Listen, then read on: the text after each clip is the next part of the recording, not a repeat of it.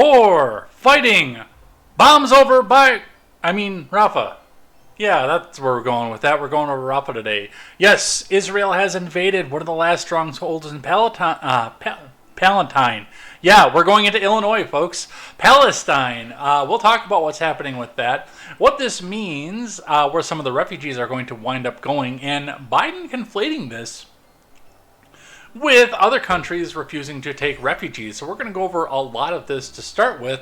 Plus, of course, the anti-Semitism bill that has spawned from all of this.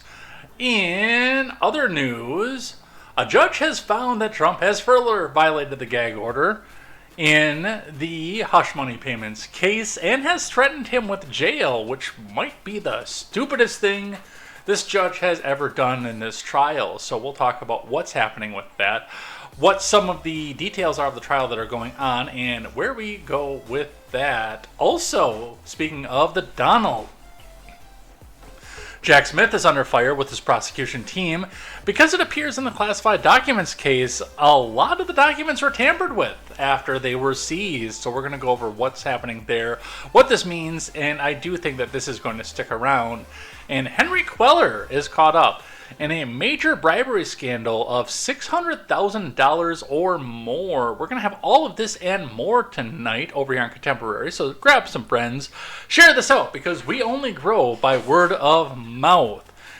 Strap yourselves in, get some food, because we're going to be going over this here for the next couple hours. And nice to meet you. Where you been? I could show you incredible things. Magic, madness, heaven, sin, saw you there, and I thought, oh my god, look at that face. You look like my next mistake.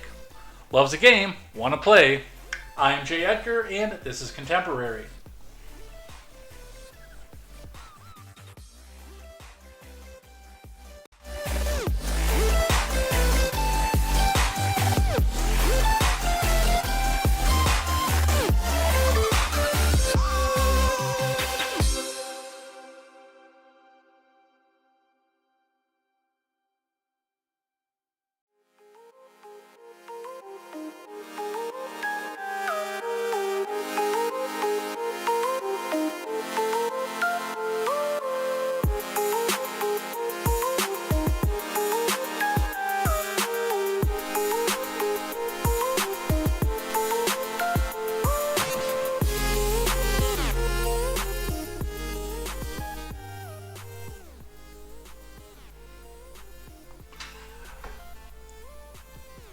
I get in here dancing, especially when they do something upbeat at the very beginning once I'm done with the title card, and I still to this day wonder what it is that people think when they see this on either the live or the replay over on the Instagram side, because I'm sitting here bobbing my head like I do when I come in the whole time the title card is up, especially if it's something upbeat like this song from Undertale that they have going on here.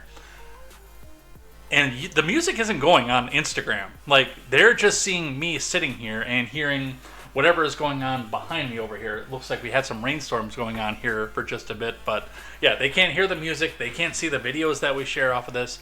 They don't see the screen that goes up behind me or above me, depending on how you look at it up on the screen. They don't see any of that here. They just see me sitting here waiting patiently for the title card and, wondering what I'm doing over here, bopping my head and everything else here.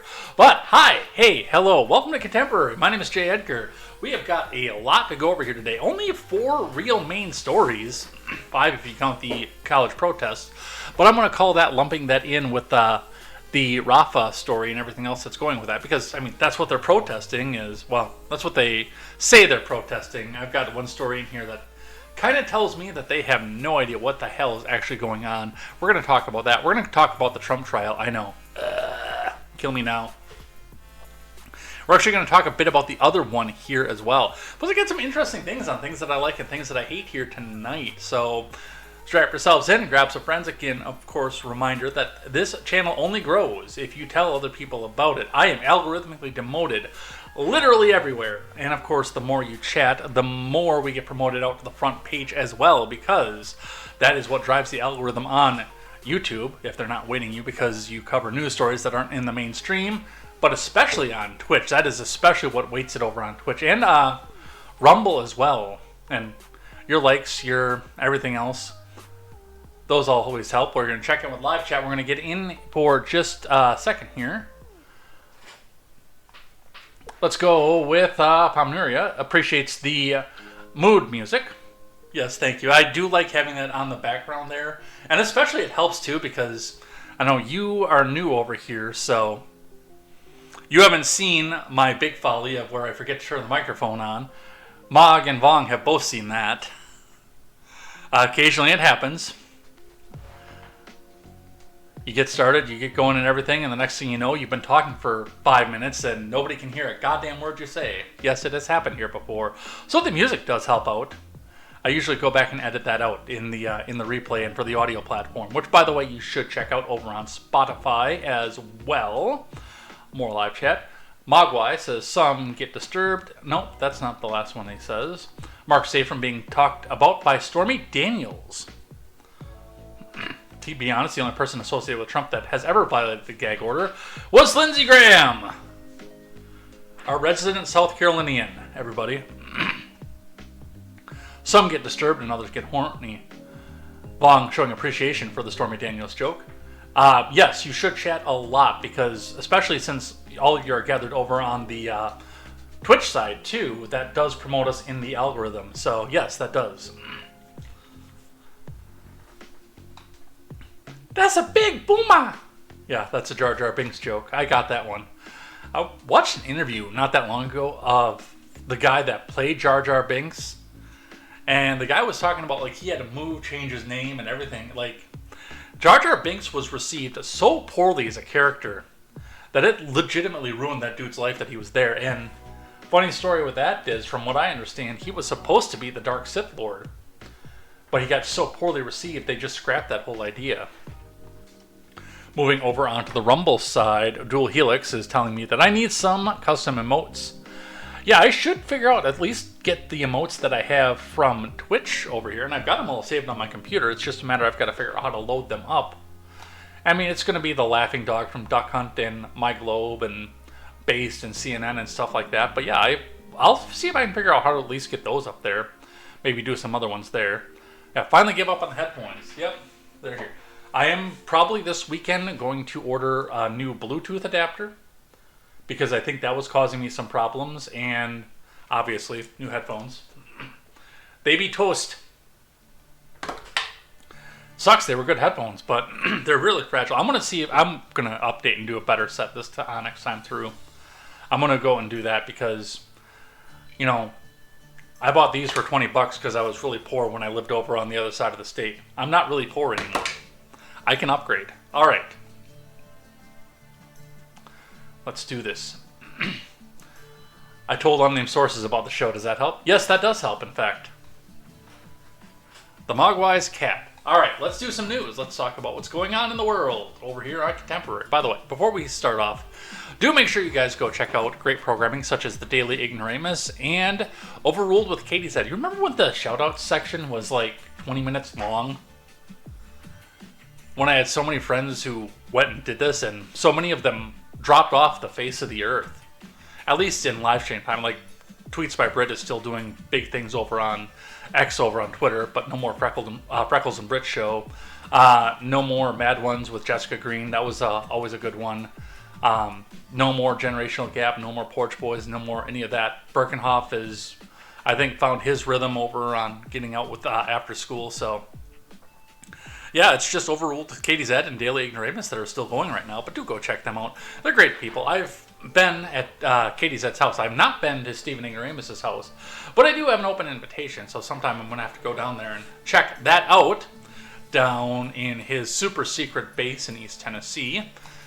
We'll go hang out with John from the Porch Boys, too, while he's down there, because he doesn't, from what I understand, live that far away from there. But go check those channels out. Let's get into the news. Let's get started. Scene, and we're going to start with Rafah tonight.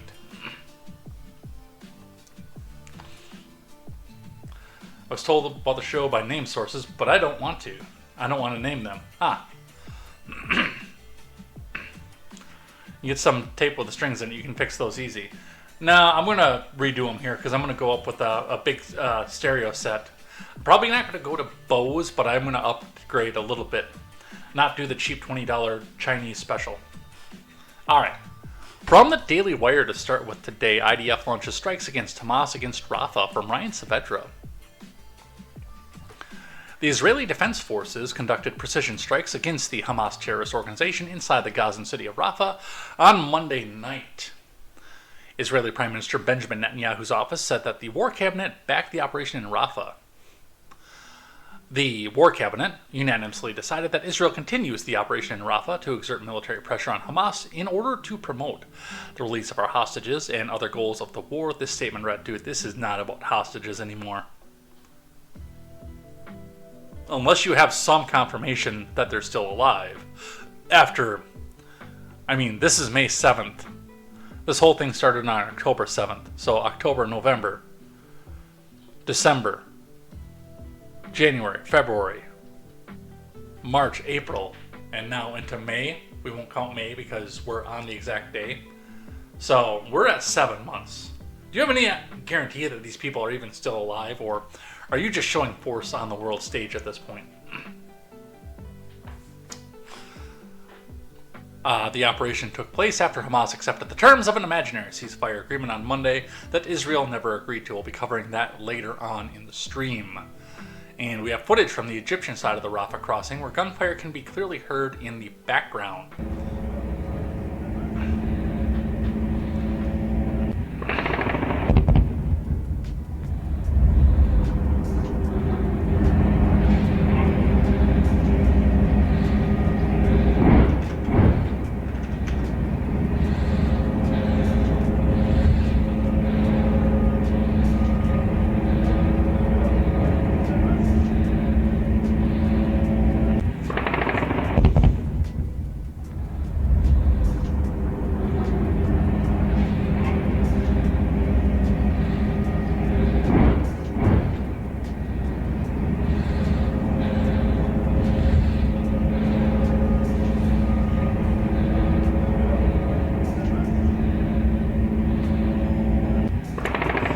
So, visibly not too much going on, but we can definitely hear the gunfire.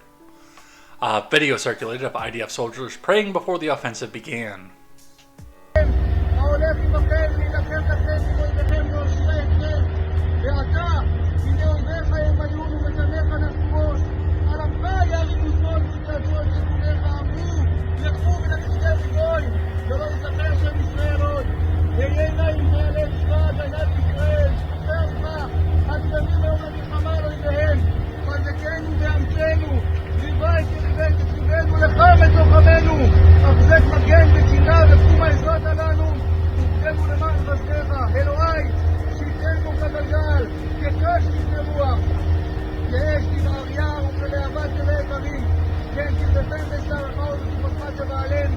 Okay, not a lot of this is going to do a lot of us because there are no subtitles.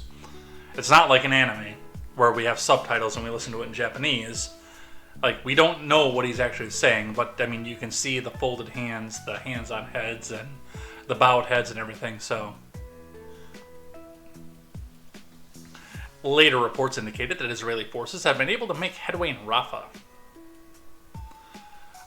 OSIN Defender says things in the city of Rafah and the remainder of the southern Gaza have been strangely quiet over the last 2 hours. The last we had heard, the Israeli Defense Force had either just captured or was about to capture the Rafah border checkpoint between Egypt and Gaza. But since then, there's been pretty much nothing from Palestinian or Israeli sources, one such report read. And this is indeed a developing story, so we will probably learn more about this next week. Let's look at where Rafah is, so we can kind of gauge an idea of what this is, because a lot of people are complaining about the fact that Egypt is not going to take very many people in from this. So, we have Israel in all of its glory here, with the West Bank, with the Palestinians, a disputed border near Syria, which has been disputed for odds on somewhere around 3,500 years. But the main crux of here has not been over on the West Bank this time. It has been in this small strip of land that has millions of people living in it. And the last stronghold here, because remember, Israel came out and said that they were going to come back out and invade this place, so everybody move up here. All the civilians move up here. Get up here before we come back and take this back out. And they did. And then they told them, okay, now get out of here and go back to the place we just bombed the ever-loving fuck out of, while we come back in and bomb the shit out of this place, which they did.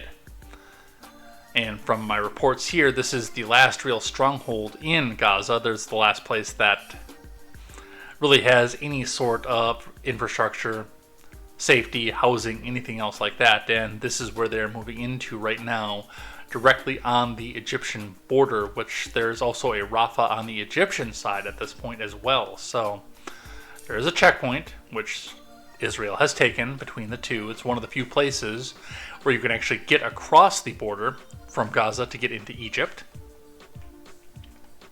But that has now been captured, and again, like I said earlier, this does seem a little bit like we are doing show of force at this point instead of actually talking about the hostages in place. So that is what we are at for that.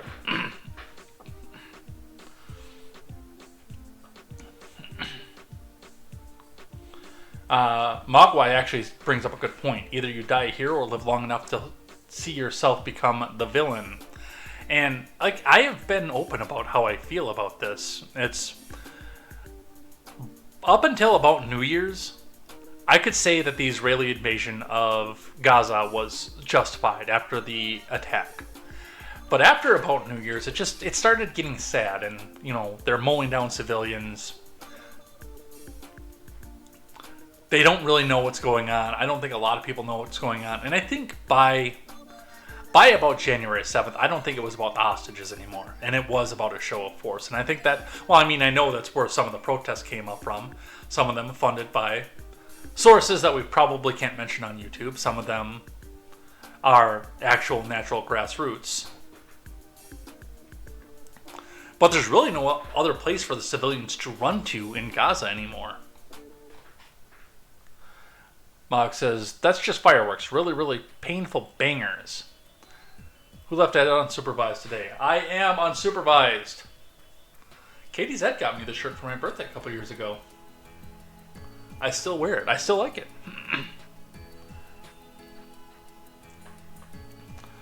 Long says, I thought it was Palm's turn to supervise me today.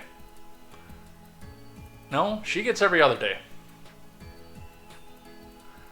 I have so many questions. First, why the fuck are their hands on the heads? It's a prayer.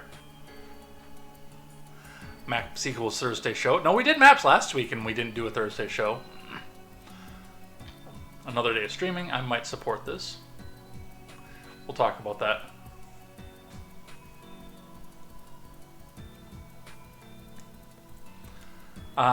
Maybe they couldn't reach the hands that went with those heads. Maybe.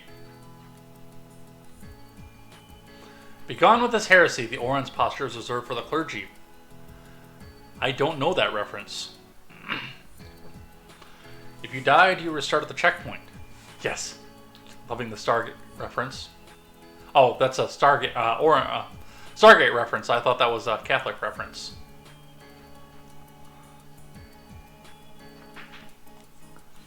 Oh. Never seen Stargate. So, I know, that's a big shocker to everybody. Let's see. Let's go over on the Rumble side and see what I can't actually read out loud. Should you say what you really feel? That's, I think, part of the reason you're over on Rumble right now.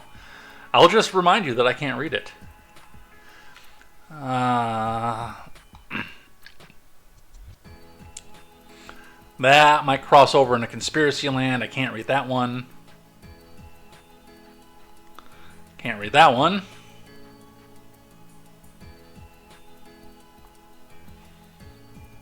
Can't read that one.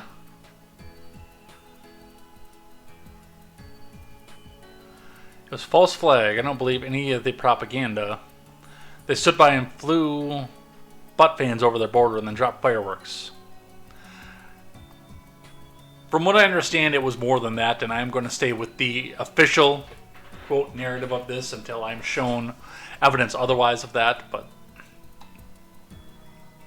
that is what they have going for that. Check in briefly with our friends over on NPR. A Gaza ceasefire deal hangs in the balance as Israel begins striking eastern Rafah. This is from Lauren Freyer, Aya Batrawi, and Vincent Nee. And remember, NPR is only 10% government funded. That means they need your donations. They need your money, I mean our money, comrade, to continue to tell you that only Palestine is right and only Israel is wrong. Because if they don't tell you constantly, how will you believe it? And if they don't give you, if you don't give them our money, comrade, then how will they continue to tell you? Remember, they're losing advertisers left and right, and they need our money, comrade. So, remember, hit that donate button, because that's the only way to enjoy the propaganda put forward by NPR. NPR is never printing reality. National Progressive Radio. Let's see what it is that they have to say.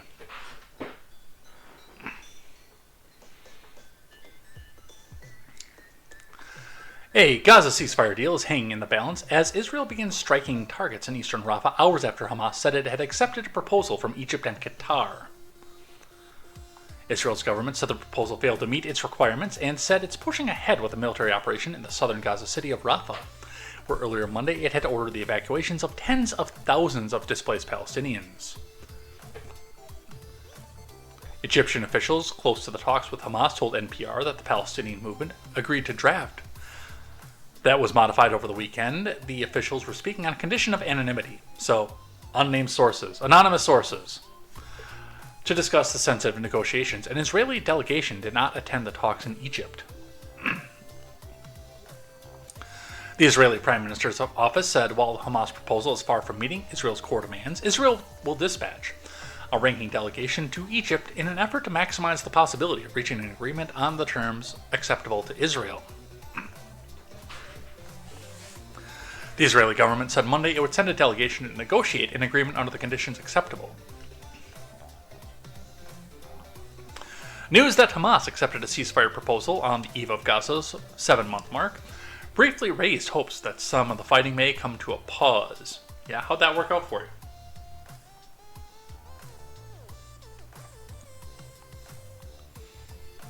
On hearing the news, Israeli relatives of some of the 132 hostages remaining in Gaza rallied in central Tel Aviv.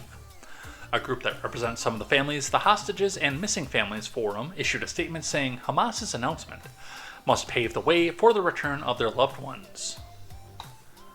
Now is the time for all that are involved to fulfill their commitment and turn the opportunity into a deal for the return of all hostages, it said in a statement sent to reporters. Meanwhile, in Gaza, car horns erupted in the southern city of Rafah as people celebrated the news of a ceasefire proposal. And that never did come to pass, and we'll talk a bit about that a little bit more later here. But again, hit that donate button because NPR can't propagandize to you unless you pay them. Got some footage from the Egyptian side of Rafah, looking in on this here, showing huge Israeli strikes on Palestine. منذ قليل من رفح الفلسطينية، حيث أفاد مراسلنا بوقوع تبادل لإطلاق النار بين حماس وإسرائيل بالقرب من بوابة معبر رفح في الجانب الفلسطيني. وأشار مراسلنا إلى أن طائرات الاحتلال تنفذ أحزمة نارية عنيفة في محيط معبر رفح البري في الجانب الفلسطيني. وأشار إلى استشهاد وإصابة عدد من المواطنين الفلسطينيين جراء قصف الاحتلال منزلا في منطقة أرض البراهمة بحي تل السلطان غربية مدينة رفح الفلسطينية. إذن هذه الصورة وردتنا وتردنا منذ قليل من رفح الفلسطينية للانفجارات القريبة من معبر رفح، وهذا بتنفيذ القصف الجوي لطائرات الاحتلال على هذه المنطقة، وهي المنطقة التي قالت عنها إنها آمنة. ويبدو أن هذه الصور تظهر عكس ما يقول جيش الاحتلال. Did anybody catch any of that? I don't speak Egyptian, unfortunately. Alright, let's look in over here. I bet one of them ends up yelling, yes, they deserve to... I'm glad I stopped myself on that one. That would make our friends over at Google very, very sad, I think, if I'd have said that one right out loud. Nope, I've never seen a single second of Stargate. I don't even know if Stargate is a movie or a TV show. I believe it is both. Yes, it is both.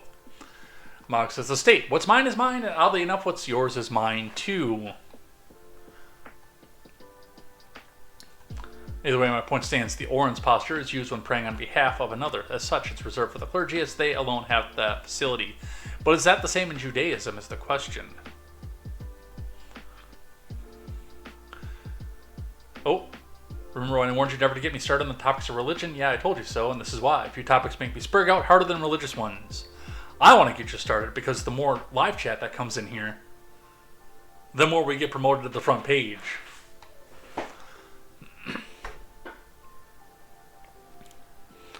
The reason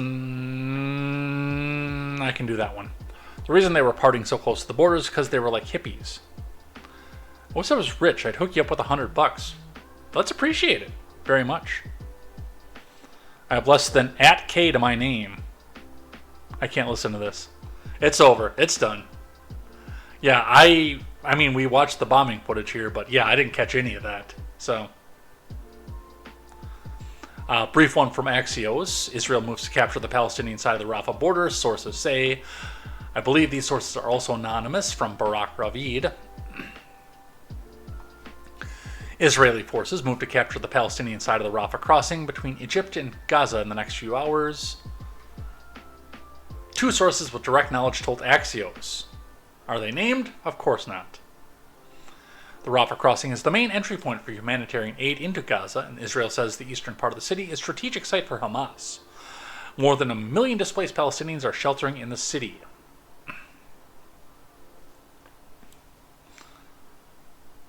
So, I mean, strategically, yeah, that's a very, very good choke point for coming in, because as I mentioned, it is next to impossible to get into Egypt otherwise from the Palestinian side of that border. So they keep one place blocked off and closed. They control the flow of resources. We've got some video from NPC News. Palestinians leave eastern Rafah after Israeli warnings to evacuate the area. Let's listen.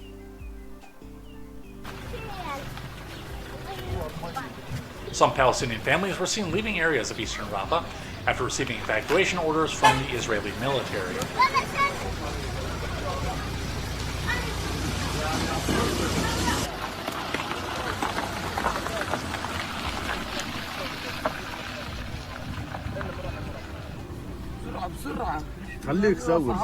Israel's military said it had begun encouraging residents to evacuate areas of the southern Gaza city as part of a limited scope operation.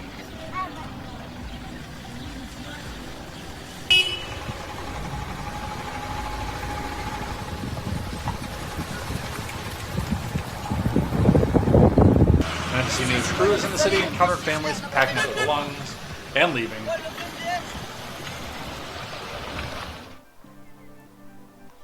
So, yeah, they're on their way out, which is probably a good thing. I have no idea where they're going to wind up going, but they are on their way out. On our side of the pond in this, from the Associated Press, Biden speaks with Netanyahu as Israelis appear closer to major Rafah offensive. From Zeke Miller and Amr Madani. Biden urged Israeli Prime Minister Benjamin Netanyahu against launching an offensive in the southern Gaza city of Rafah as Israel on Monday appeared to be moving closer. Again, I ask, how'd that work out for you?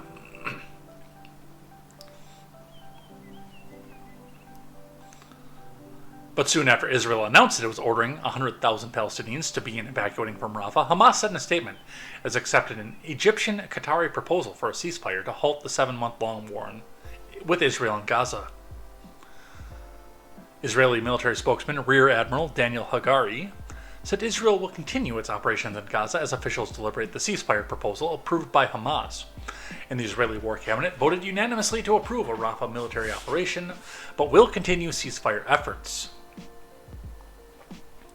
The Israeli military also said it was conducting targeted strikes against Hamas in eastern Rafah. The nature of the strikes was not immediately known, but the move appeared aimed at keeping the pressure on as the talks continue. White House officials on Monday were also privately concerned about the latest strikes on Rafah, though they did not appear to be the wide-scale attack Netanyahu has been threatening, according to a person familiar with the admin, thinking who was not authorized to comment publicly. Look at that! Another anonymous source.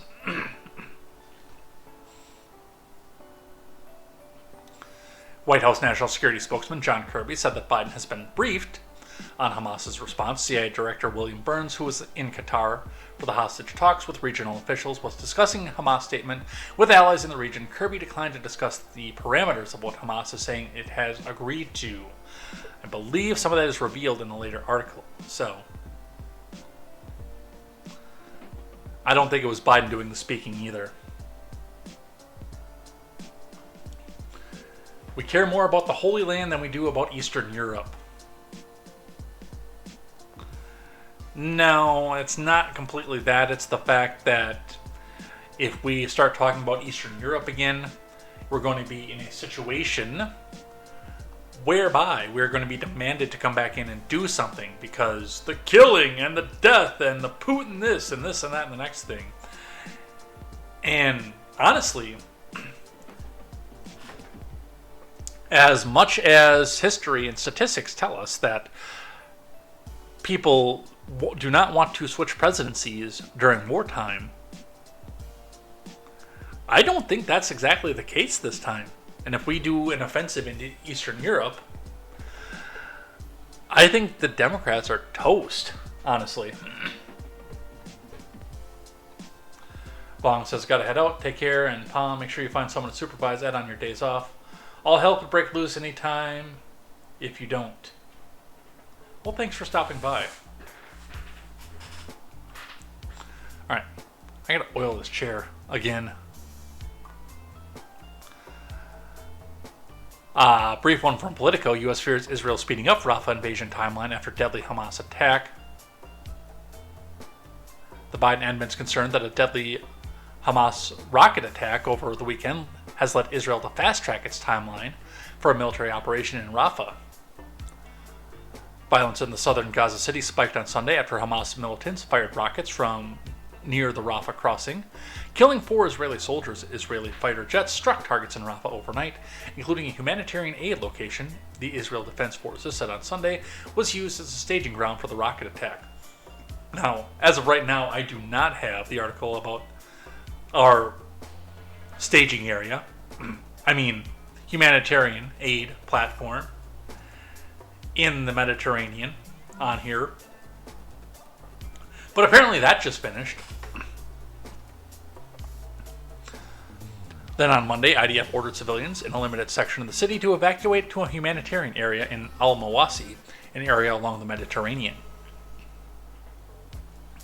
The moves, combined with snags in ceasefire negotiations over the weekend, reflect that Israel may be accelerating its plans to invade Rafah. Surprise! Yeah, it happened. This was written on the 6th, so this was written on Sunday before any of this happened. And yep, they sure as hell went in there.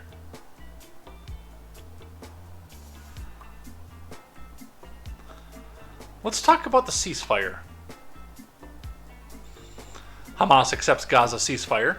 Israel says it will continue talks but presses on with Rafah attacks. From Sam Mednick, Joseph Fetterman, and Basim Mrao.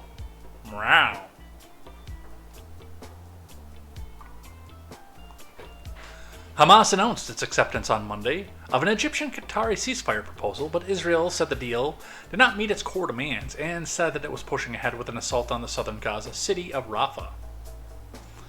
The high-stakes diplomatic moves and military brinksmanship left a glimmer of hope alive, but only barely, for an accord that could bring at least a pause in the 7-month-old war that has devastated the Gaza Strip.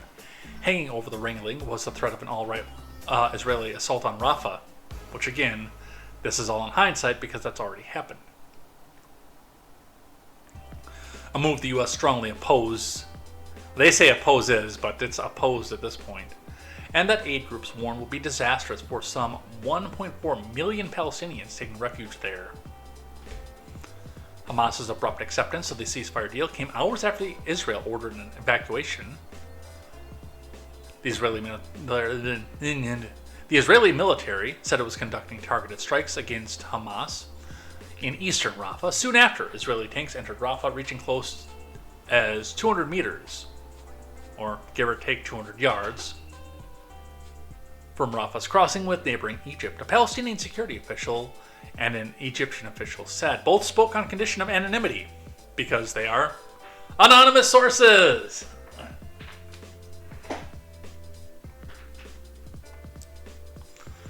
The reported incursion came a day after Hamas militants killed 4 Israeli soldiers in a mortar attack that Israel said originated near the Rafah crossing. Now, the problem with the ceasefire, and I know that one of the first things that we came to hear is that Israel didn't accept this, they balked at this.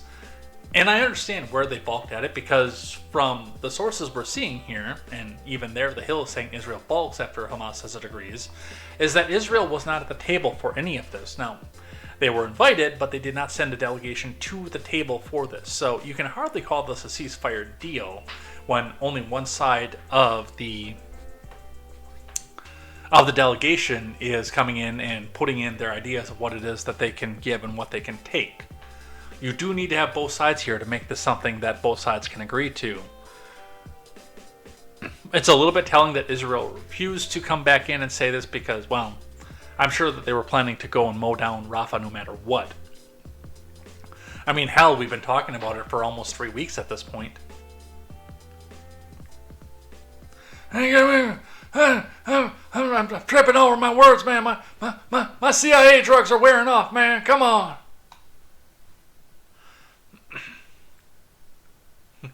My excellent Biden impression. Palm prefers the western side of the Mediterranean. Yeah, we talked about that earlier today, didn't we? Yeah, unnamed sources. Is that a cat? Yeah, that's a cat emote. If you tell the story with a straight face, sources don't matter. It's like the points on Whose Line. Everything is made up and the sources don't matter. Biden fans get roasted for celebrating bogus ceasefire deal from Virginia Kruta. A few of Biden's fans got roasted on Monday after cheering reports of a ceasefire deal between Israel and the terror group Hamas, only to find out the deal was bogus. The Biden camp was quick to celebrate reports of the alleged ceasefire agreement, but apparently no one stopped to see whether or not the deal was legitimate before boasting about it on social media. Well, some of them were paid to put out talking points too, keep that in mind. Eli David says Hamas announced it accepts a ceasefire proposal that's not even on the table. You can't make this up.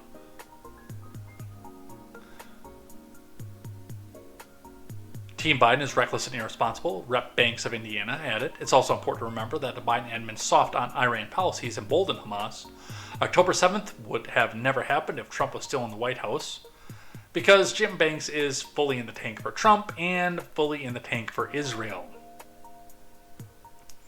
And fully in the tank for going to war against Iran, oddly enough.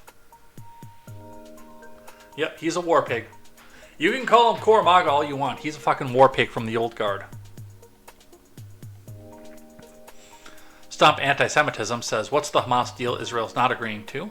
33 hostages released, dead or alive. Read that again, dead or alive. Who in their right mind would agree to this? Ben Shapiro weighed in. Okay, this is going to be educational. Ben Shapiro, who thinks that the people of Israel can do no wrong. I want to read this just out of sheer curiosity. Okay, gang. Israel. Here are the terms of our proposed ceasefire. Okay, gang? Hamas, no. We will fire rockets at your soldiers at a humanitarian aid entry, okay? Israel, okay, we're going to Rafah. Hamas, we accept a ceasefire we negotiated with ourselves. Media, Hamas accepts ceasefire. They want peace. Okay, gang? This is wrong. Okay, because the media is going against Israel, and that's wrong, because Israel can do no wrong. Okay, gang? I'm going to sit here and tell you 10 points as to why Israel can do no wrong.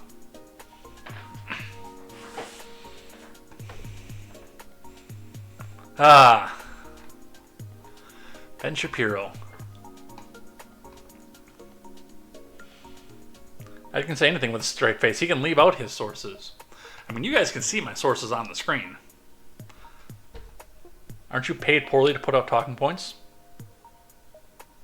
Kind of.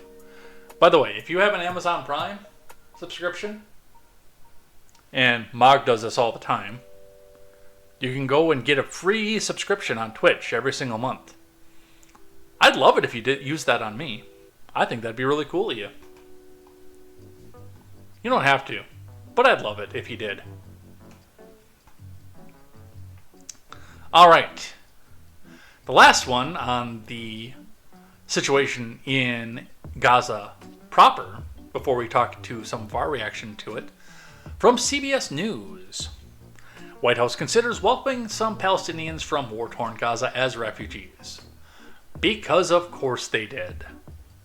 I mean, anybody who's been following any sort of politics since, for God's sakes, Kosovo, if you're old enough to remember that, knew that this was coming as soon as people said, hey, why are there hang gliders in the air over Israel right now?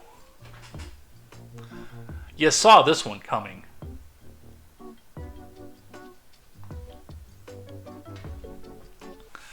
The Biden admin is considering bringing certain Palestinians to the U.S. as refugees, a move that would offer a permanent safe haven to some of those fleeing Gaza, according to internal federal government documents obtained by CBS News. In recent weeks, the documents show senior officials across several federal U.S. agencies have discussed the practicality of different options to resettle Palestinians from Gaza who have immediate family members who are U.S. citizens or permanent residents. One of those proposals involves using decades-old U.S. refugee admin program to welcome Palestinians with U.S. ties who have managed to escape Gaza and enter neighboring Egypt. According to the interagency planning documents, yes, this goes back to the mid-70s when this was incepted.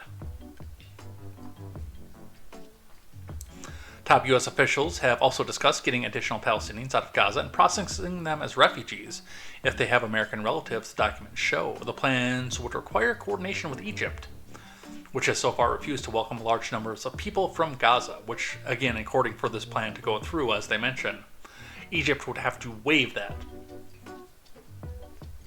I'm not 100% sure how thrilled they are with that thought. Did I know you before you canceled your Amazon subscription? That's the question.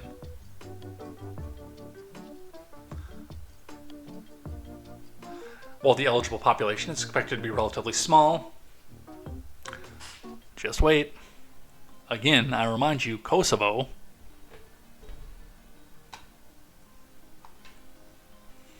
The plans being discussed with U.S. officials could offer a lifeline to some Palestinians fleeing the Israel-Hamas war, which local public health authorities say has claimed the lives of some 34,000 people and displaced hundreds of thousands of civilians in Gaza. And DeSantis has decided to weigh in on this.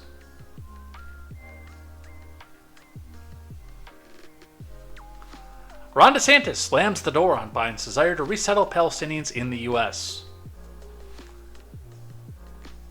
He's never met a big government action he doesn't like. And I don't know why, by the way, Ron DeSantis is using the WEF logo for a campaign slogan now. Like, come on. Seriously?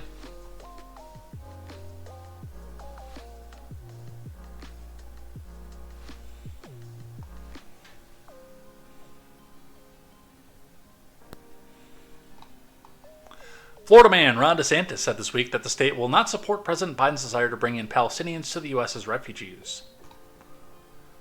CBS News reported that several agencies have weighed various options for how to resettle Palestinians from Gaza inside the U.S. Florida man said at a press conference on Wednesday that he didn't think Biden is crazy enough to want to import Palestinians into the U.S., the overwhelming majority of whom support terrorism and hate the U.S. That is a pretty broad statement, and I don't agree with bringing refugees in. And that's a very, very broad statement to try to use as justification. But what would you expect coming from Ron DeSantis, the author of the signer, not the author, of SB 269, the anti-free speech bill? Let's listen. There was a report out that Joe Biden is contemplating importing a bunch of Palestinian Arabs from the Gaza Strip into the United States of America. And I didn't even think Biden was crazy enough to do this. That is not in this country's interest. You know, what we've seen over there, and we've seen the reflections in our own society of people out protesting in favor of Hamas terrorists. I mean, these are people that cooked babies in ovens while they were raping the babies' mothers, executing elderly people. We forget about what happened that day on October 7th, but that's what we're dealing with here. And to take people from that part of the world and import those blood feuds to this country, that is not in your interest or your family's interest. We should not be importing people in from the Gaza Strip. And so I hope that report is wrong. I think if he does that, it is not going to be something that benefits the United States of America. If anything, it'll just exacerbate a lot of the problems that we're seeing now. And, you know, look, people can say what they want. I mean, it is a free country. But I also think about, okay, what does it say about our society that people would go out and demonstrate and take Hamas's side in this? You know, that's a sickness that we see on these college campuses, but we also see the sickness in some of these other institutions in our society. And so I think part of what we need to do to unify the country going forward is to have people that actually want to assimilate into America, that actually believe in our founding principles, not people that just want to replicate a lot of these blood feuds that we see in other parts of the world. So Look, I'm in agreement with Ron over the fact that we should not have and be resettling refugees, especially when it's our policies and our government who have exacerbated these major world conflicts that made the refugees in the first place. I'm not against welcoming refugees on principle. I just think that our country needs to stop doing the things that make refugees. But I'm telling you right now, Ron DeSantis just made the campaign ad for the Biden administration right there. When your talking heads on MSDNC and NPC News and CBS and ABC and CNN and everybody else, they sit here and hear this. They go and play this video right before they say racist, sexist, homophobic, xenophobic, hates immigrants, hates brown people. You just handed them campaign ammo right there. And you did so standing behind a podium making a mockery of one of the institutions they consider to be the most sacred. On top of it. Good job, Florida man. Moron. How that guy made it as far as he did in the presidential race, I will never understand.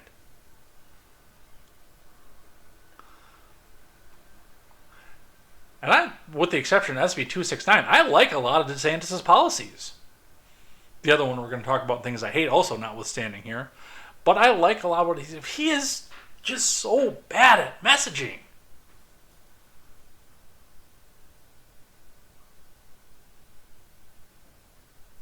MSNBC was listening to that. Moron.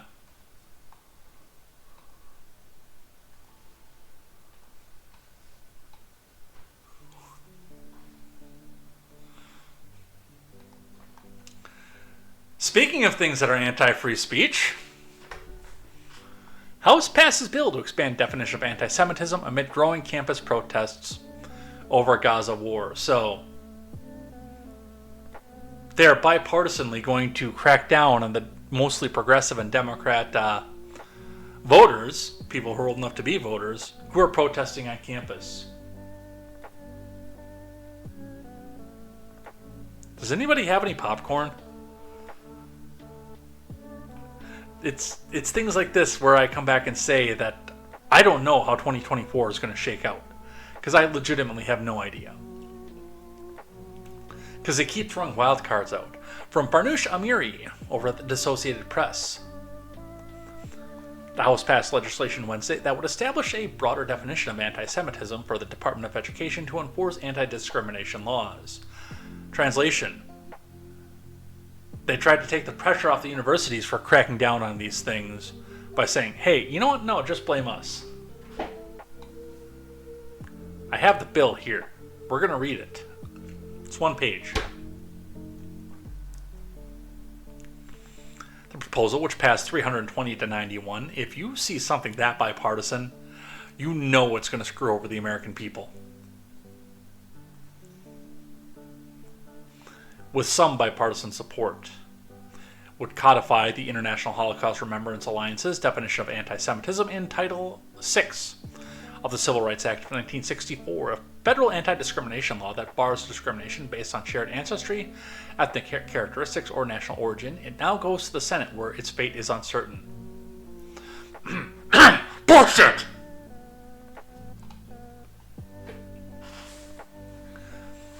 That fate is not uncertain. We know exactly what's going to happen for that. 75 to 25.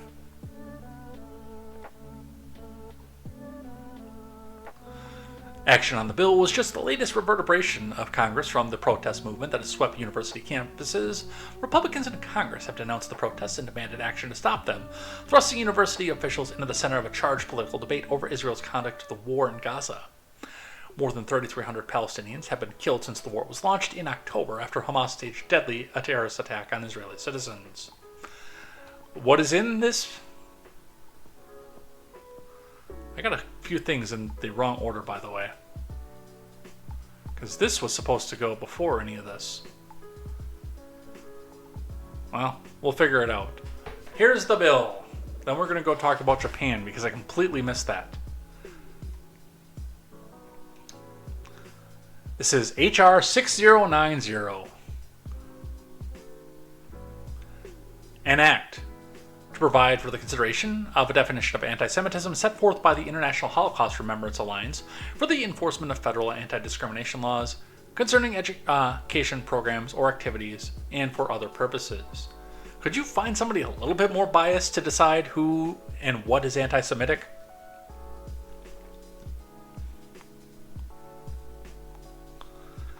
Short title, this act may be cited as the Anti-Semitism Awareness Act of 2023.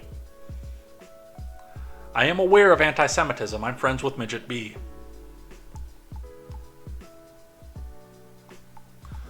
Section 2, Sense of Congress. It is the sense of Congress that Title 6 of the Civil Rights Act of 64, 42 U.S. Code 2000D at sequester, prohibits discrimination on the basis of race, color, national origin in programs and activities receiving federal financial assistance. All good things, by the way. 2. While this such title does not cover discrimination based solely on religion, individuals who face discrimination based on actual perceived shared ancestry or ethnic characteristics do not lose protection under such title for also being members of a group that share common religion. Discrimination against Jews may give rise to a violation of such title when the discrimination is based on race, color, or national origin, which can include discrimination based on actual perceived shared ancestry or ethnic characteristics.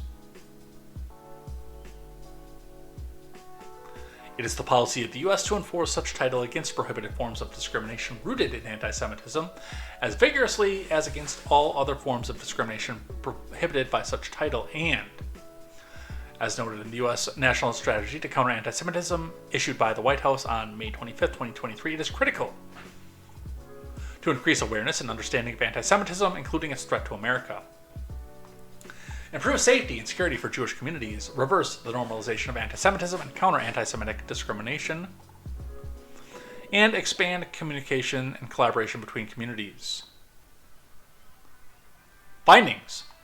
Congress finds the following. Anti-Semitism is on the rise in the United States, false, and is impacting Jewish students in K-12 schools, false, colleges, and universities.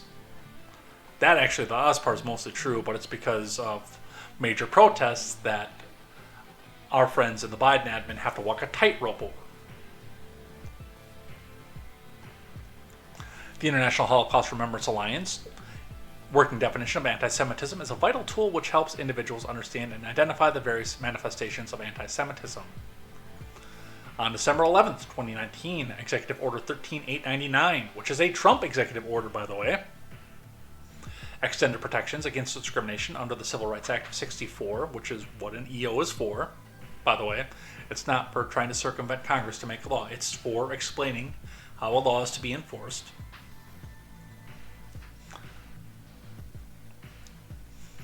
To individuals subjected to anti-Semitism on college and university campuses, and tasked federal agencies to consider the IHRA working definition of anti-Semitism when enforcing the Title VI of such an act. So, by executive order, it was suggested that they use this, and now Congress is making it mandatory. Since 2018, the Department of Education has used the IHRA working definition of anti-Semitism when investigating violations of that Title VI. The use of alternative definitions of anti-Semitism impairs the enforcement efforts by adding multiple standards and may fail to identify many of the modern manifestations of anti-Semitism. The White House released its first ever U.S. national strategy to counter anti-Semitism on May 25, 2023, making it clear that the fight against this hate is national bipartisan priority that must be successfully conducted through a whole-of-government and society approach.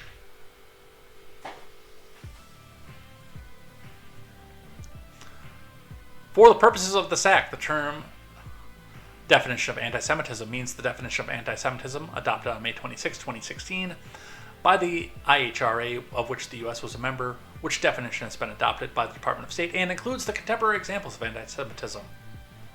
They're not mentioned in this bill, they're just telling you to go read elsewhere. In reviewing, investigating, or deciding whether there's been a violation of Title VI, the Civil Rights Act of 1964 on the basis of race, color, national origin, based on an individual's actual perceived shared Jewish ancestry, the Jewish ethnic characteristics. The Department of Education shall take into consideration the definition of anti-Semitism as part of the Department's assessment of whether the practice was motivated by an anti-Semitic intent.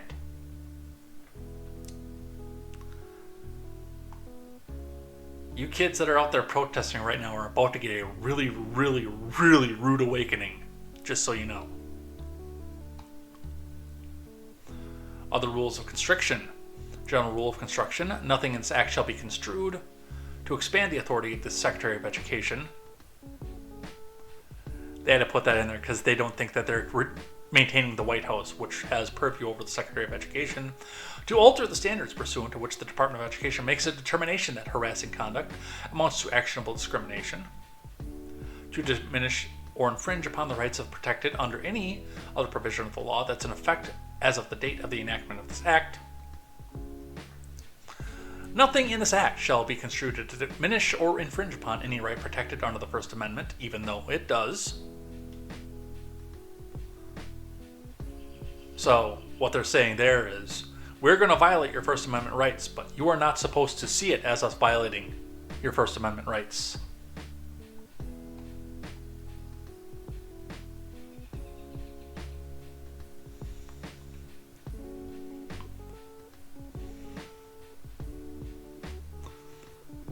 Passed by the House of Representatives May 1st, 2024, which means now it is to the Senate.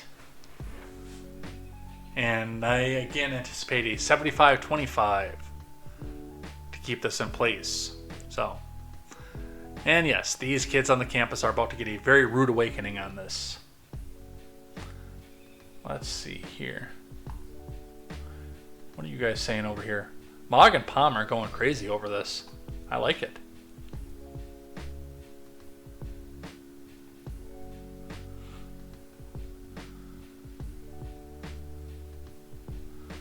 Let's see. Wow, I missed a lot over here. Canceled this week, so if you announced last week, I could have subscribed. Well, realistically, you could just walk over here and put $2.50 in. There it is. The new house fund jar.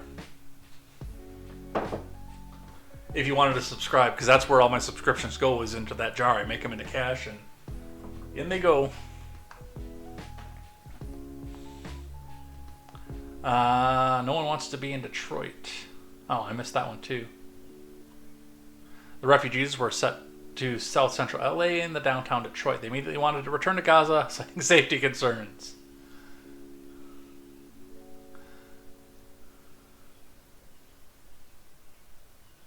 Oh, I must have missed something. Let's go to the notifications. Oh, we had a gifted sub. Thank you, Mog.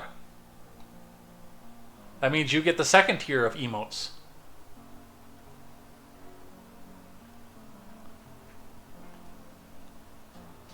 Why is he still making up stories when he doesn't need to?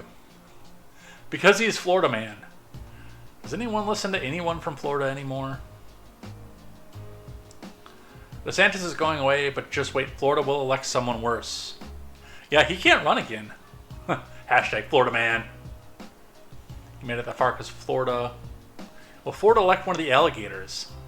I have a meme for you later. I'm going to show you. I got to find it from the last debate.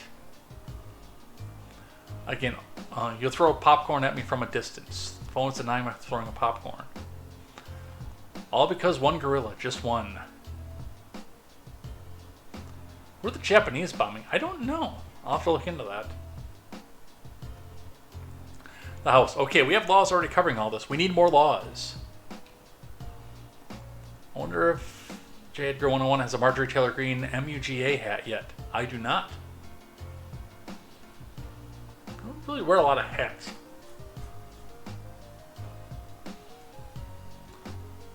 Scariest thing I've ever heard is we're from the government and we're here to help you. Even if he did have a hat, he couldn't wear it with his headphones. Well, that may be true, but I can get around that. I have a behind the ear set as well. But again, I need to change out my Bluetooth adapter because those give me static and those give me static, and the only thing common between the two of them is the Bluetooth adapter. Somehow I got scrolled all the way up to the top. Hashtag big lie. Alright. Anyway, that's our live chat for now. Let's go through this. Speaking of the protests, Colombia has canceled main commencement, which was probably for the best. Let's be realistic. Universities crack down on encampments. So this is a live updater, but we're going to look at the top story here. Police arrested dozens of students at a pro-Palestinian encampment in California. Hundreds marched outside of the Met Gala to protest Israel's looming invasion of Rafah, and universities pivoted graduation plans on Monday amid coast-to-coast demonstrations that have gained international spotlight. Yeah, they're doing it in Madison, apparently, and most of the world knows that I live somewhere close-ish to La Crosse.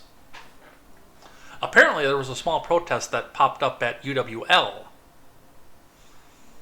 It was so small I knew nothing about it until today. Columbia sent a statement. It will not hold its main commencement on May 15th and instead make school-level ceremonies and other smaller celebrations the centerpiece of this year's graduation. On the same day, Emory in Atlanta announced it will relocate its various graduation events from the main campus to an arena and a convention center in Duluth, Georgia, for more than 20 miles northeast of campus.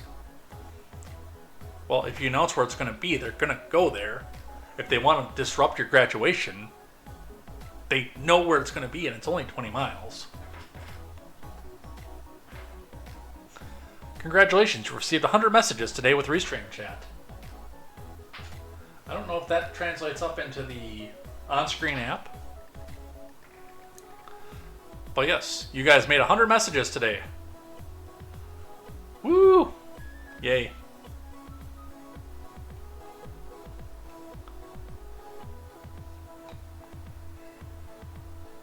White House Press Secretary Karine Jean-Pierre said in a news briefing Monday that Biden continues to call for peaceful protests and is sympathetic to the graduates. It's unfortunate that a small group of people went too far and caused their classmates this important event, she said. Dude, if I was in that class, I would sue. Honestly, I would. Especially when they started preventing people from going to class. I'm like, dude, I paid for all this. I paid for these classes. If you want to prevent me from going, give me the money back for the classes.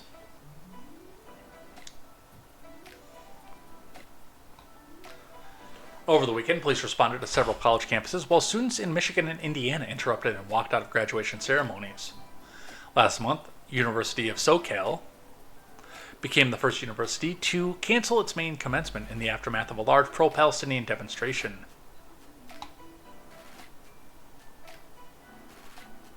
Developments protesting students at the University of California, Santa Cruz posted a detailed list of demands that include cutting ties with Zionist institutions, including Hillel International, the largest Jewish campus organization in the world, and forbidding local police from coming on campus. So we're going to do that again.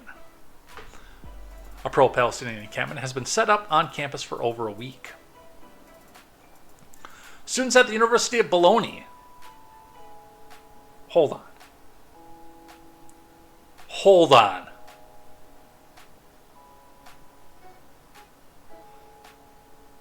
How would you explain that in the U.S.? Now, I understand that there's different meaning over in the EU. You're sitting in there for a job interview, for something prestigious, like a law interview, to be a paralegal, because you'd have to come over to this side and take the bar in our country in order to actually be a lawyer, through our laws and everything. But you've done pre-law, and you're doing your paralegal interview. And the guy asks, okay, where'd you graduate from? Oh, the University of Bologna. Oh, I would love to see the look on somebody's face. Oh, wow. That's a side note and a half.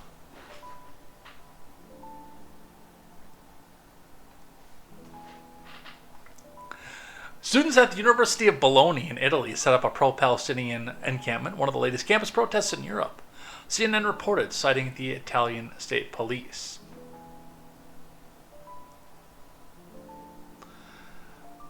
So, now we move on into some of the freedom of association things with this because, well, let's face it.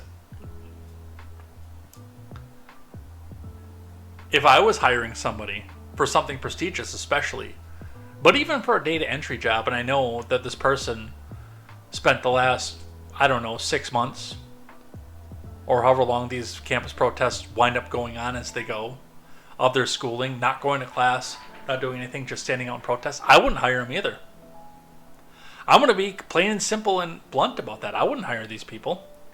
Because the next time something happens on the news, where they're told that they're supposed to hate it, they're going to be out down the front lawn of my company making a protest. Yes, I would boycott them too. 13 federal judges boycott Columbia grads over anti-Israeli protests, an incubator of bigotry.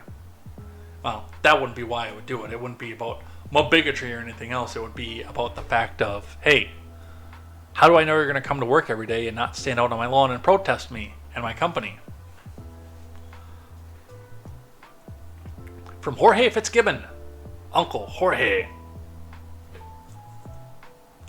13 federal judges announced Monday they will no longer hire Columbia grads as law clerks because of the virulent spread of anti-Semitism in the troubled Ivy League campus. The jurists fired off a letter to Columbia President Minouche Shafik saying the once prestigious Manhattan University has become an incubator of bigotry as anti-Israeli protests continue to run rampant there, the Free Beacon said. My baloney has a first name. Freedom of speech protests, not trespass, and certainly not acts of threats of violence or terrorism, the judges say. I'm sorry, I got that completely wrong. Freedom of speech protects protest, not trespass, and certainly not acts of threats of violence or terrorism, the judges said, in the scathing missive, which was sent after weeks of campus encampments and the eventual takeover of a historic Columbia academic building. It's become clear that Columbia applies double standards when it comes to free speech and student misconduct, the judges said. Recent events demonstrate the ideological homogeneity throughout the entire institution of Columbia has destroyed its ability to train future leaders and of a pluralistic society and intellectually diverse country. I am curious with these protests and the fact that Colombia did not do jack crap to protect the people who were trying to go to school, to go to class and not be activistic. I would be curious to see what the attendance rate for Colombia is this year versus next year as a percentage. I don't think it's going to drop below 50. But I'm not going to lie. If I saw a 70% attendance between 2023, 2024, and then 2024, 2025 for the school year, I wouldn't be surprised. I don't think it would get that low, but I wouldn't be surprised if it got that low either. Mock says, did Mr. Pecker graduate for baloney? I don't know. Alright, I got a few here in a row from The Wire. And when I look at something like this, I look back at the event that started off this whole channel, and I talked about my brother being protested for being allowed back in school. It was a centerpiece of what got me talking about this, because remember, I got started right after the Parkland shooting, where it was well documented that that kid got bullied. And I don't condone what he did, but I understand where that will push people to do. And even though what my brother was accused of did not actually happen, there were enough people that were convinced that it happened that a few of the activists started to walk out. But I talked to people who were out there. I didn't go for the walkout, obviously, for obvious reasons. But I talked to people who were out there, and I would say a good 70% of the kids who were out there attending the walkout were just getting out of class. And then I see headlines like this, and I'm sitting here thinking to myself, how many of these kids actually believe deeply in the ceasefire for Gaza? And how many of them are trying to get out of class and maybe get some social media stardom? Pro-Hamas protesters at University of Chicago demand HIV tests, dental dams, Plan B, and more. And it raises the question again, out of the campus with all these tents out here, are they having an actual demonstration to try to stop something or change something in the world? Or are they thinking, cool, orgy? I don't know. I'm not on the ground. But this raises some of that into question here. Pro-Hamas protesters at the University of Chicago released a list of supply needs for their encampment this week that includes items used for sexual activity. Chicago United for Palestine, a leftist group committed to Palestinian liberation and racial justice at the University of Chicago, created a list of supply needs that included Vaseline, HIV tests, dental dams, Plan B, and Diva cups. If you're using a Diva cup for sexual activity, I don't want to know. We're going to stop that thought right fucking there. I don't want to know. Yes, I do know what that is. The full list, which was posted on their Instagram account, includes table, needed most urgent, heat gloves, needed most, wound packing gauze, needed most. I mean, this is all understandable stuff. Portable chargers, Curlix gauze, cat tourniquets, ace bandages, medical supplies I understand. 4x4 gauze, ABD pads, goggles. That's telling me that some people are expecting to get pepper sprayed. Emergency bandage, trauma shears, Vaseline, tweezers, CPR masks, butterfly suture, disposable stethoscopes, camping sinks, buckets with lids, helmets, HIV tests, dental dams, Plan B, Diva cups, chapstick, Mylar blankets, contact solution, and cases, IFAK pouches, that I don't know what it is, COVID tests, battery-powered lanterns, flashlights, behind-the-ear mask buffers to take pressure off from wearing a mask for a long time, portable chargers, serving utensils, and serving bowls. So we're going to stand out and make a mockery of the people who actually want to attend school and your institution, and we want you to supply us for it.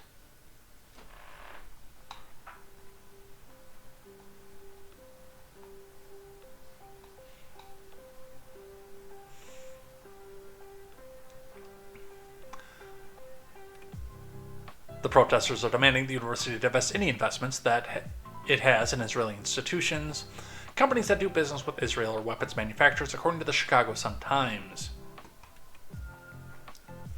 The protesters established their encampment on the campus on Monday. The report said the school has said it wants to afford them the greatest leeway possible for free expression. Again, and at the top of this whole thing, I mean, there are people that are making allegations of funding by a certain businessman from Poland. But realistically, there are probably, depending on how many people are out there, 100 people at the top of this who are extremely passionate about the plight of Palestinians in Gaza and think that by doing this they can make the change. But the majority of people out there, I would say, are trying to get out of class.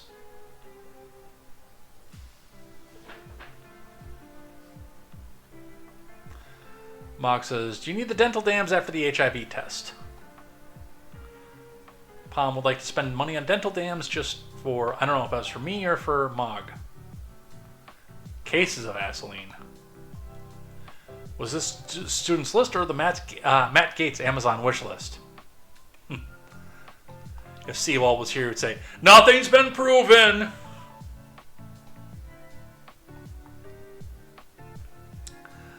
Biden finally getting in on this one here. None of this is a peaceful protest. Biden finally speaks out on campus unrest from Virginia Kruta. We'll do this a brief introduction here, but we'll mostly listen to old Uncle Sniff and Diddle. President Biden finally spoke out on Thursday about the anti-Israel and often anti-Semitic protests that have swept through college campuses nationwide. Biden's remarks come as Democrats have begun to fret publicly about the impact of the widespread, potentially violent protests could have on the 2024 presidential election. Which is funny because they were supporting the violent protests in 2020. Minnesota Freedom Fund, I remember you. Warned against illegal actions such as vandalism, but stopped short of calling out the anti-Israel demonstrations directly. So, I don't know how long each of these videos are, but let's listen. Before I head to North Carolina, I wanted to speak a few moments about what's going on our college campuses here. We've all seen the images, and they put to the test two fundamental American principles. Excuse me. The first is the right to free speech and for people to peacefully assemble and make their voices heard. The second is the rule of law. Both must be upheld. We are not an authoritarian nation where we silence people or squash dissent. Bullshit. The American people are heard. In fact, peaceful protest is in the best tradition of how Americans respond to consequential issues. But, neither are we a lawless country. We are a civil society, and order must prevail. Throughout our history, we've often faced moments like this because we are a big, diverse, free-thinking, and freedom-loving nation. In moments like this, there are always those who rush in to score political points. But this isn't a moment for politics. It's a moment for I mean, this is legitimately politics that you're doing here. clarity. So let me be clear. Peaceful protest in America. Violent protest is not protected. Peaceful protest is. It's against the law when violence occurs. Destroying property is not a peaceful protest. It's against the law. Vandalism, trespassing, breaking windows, shutting down campuses, forcing the cancellation of classes and graduations. None of this is a peaceful protest. Threatening people, intimidating people, instilling fear in people is not peaceful protest. It's against the law. Dissent is essential to democracy, but dissent must never lead to disorder or to denying the rights of others so students can finish the semester and their college education. Look, it's basically a matter of fairness. It's a matter of what's right.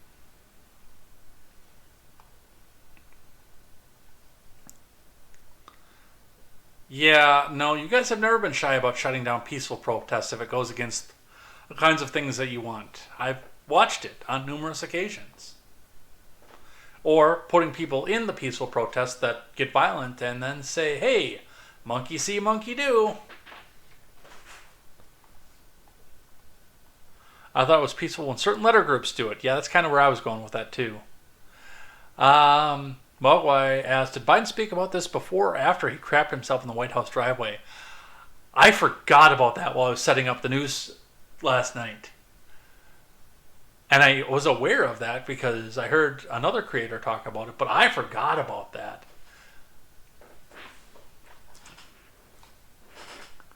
And I've seen the video. It's pretty funny. Another one, and it's, similar to what I brought up when we were talking about the campus protests and what was happening with them, and the students suing for lack of access to the programs that they paid for, while the transportation union is actually getting involved in this, which is a little bit crazy based on the fact that I would think the official narrative, since these are progressive protesters, would be for union workers, shut up, grin your teeth, and bear it, because this is going to look bad on our poll numbers. Transport Union will sue Columbia University for not protecting staff during pro-Hamas protest. Hank Berrien reporting. The international president of the Transport Workers Union, which represents 150,000 workers in the transportation industry, said the union will sue Columbia for its failure to protect the workers during the protests. 725 workers at Columbia are represented by a branch of the union. It's on them to protect their workforce, and they didn't do it, John Samuelson said to Politico. He called the protesters' behavior an outrageous affront to working people, adding, "We're exploiting every legal means at our disposal against Columbia, against the individual occupiers of the building who thought that they could hold our custodians hostage to their ideology." Yes, if you're providing a workplace for people, you bear the responsibility, especially if it's on your facility, to offer them certain protections while they are under your employ. And it does not appear that Columbia is doing that. So that's where we are with that. All right. That's all that I have on the protests. Let's go talk about something even more depressing. We're going to start this one out here with Axios. Trump threatened with jail after violating hush money gag order again.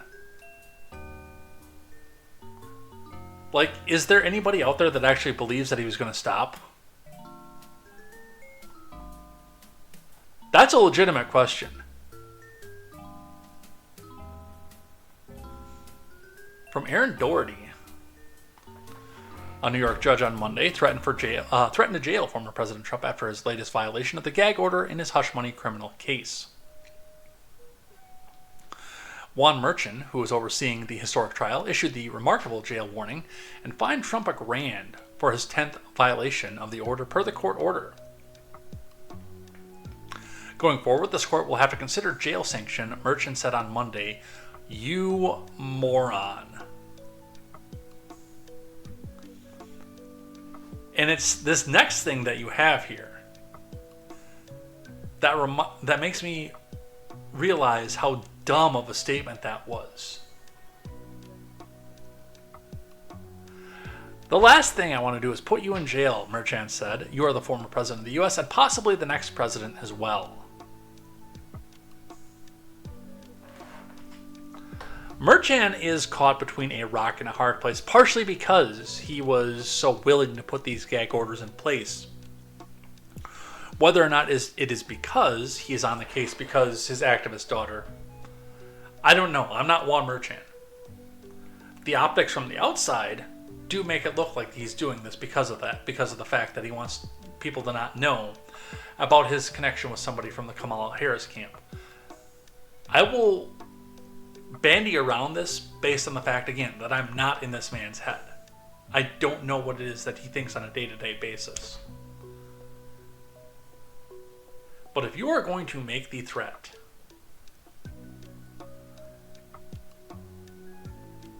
then you better be damn well ready to follow through with it.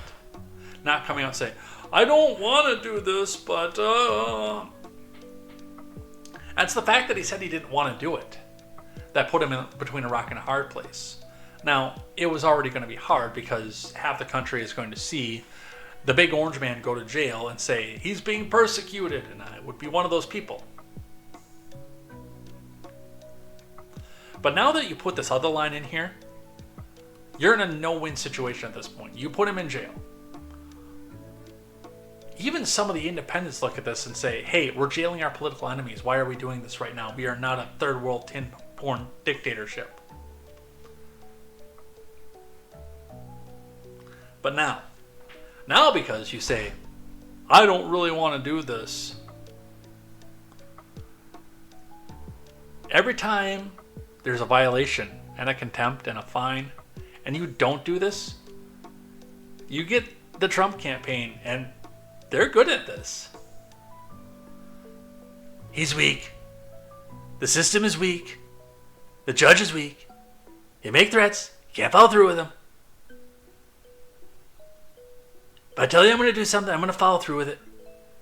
These people are terrible. They're weak. Spineless cowards. Mind you, again, I don't know how you would ever jail a former president who is not only entitled to, but required by our laws to have a Secret Service detail around him 24/7. Because he knows the national secrets and they don't want him captured and tortured. How do you even do that?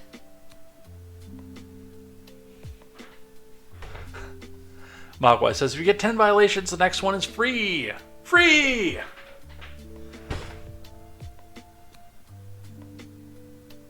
And Donald is testing him at this point. He wants to see if he'll actually do it. And I kind of do too, actually. Now, a person who is not known for shutting up, ever, whether it helps him or hurts him or not, Kyle Becker, with the Trump video, which what he has in the video is what he has in the caption is going to be in the video. Trump says he's willing to go to jail to save America's constitutional republic from democratic tyranny. Let's listen. Because this judge has given me a gag order and said you'll go to jail if you violate it. And frankly, you know what? Our Constitution is much more important than jail. It's not even close. I'll do that sacrifice any day.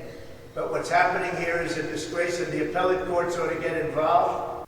Because this judge has given me a... I mean, how do you come back from that? And then they throw him in the clink.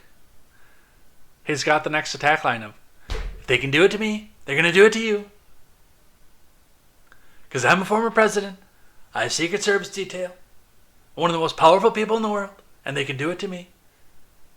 I can afford any lawyer. And they can do it to me. They're the worst people. The absolute worst. And they'll do it to you. And I'll go to jail to defend your ability to speak out.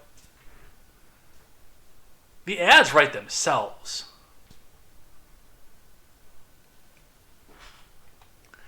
I don't know how you get yourself into a no-win situation like that, but, you know, a lot of this has been think first and act later.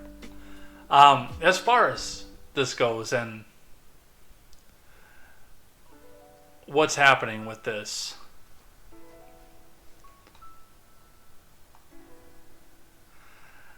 the hardest part for me to wrap my head around as we go through any of this is the fact that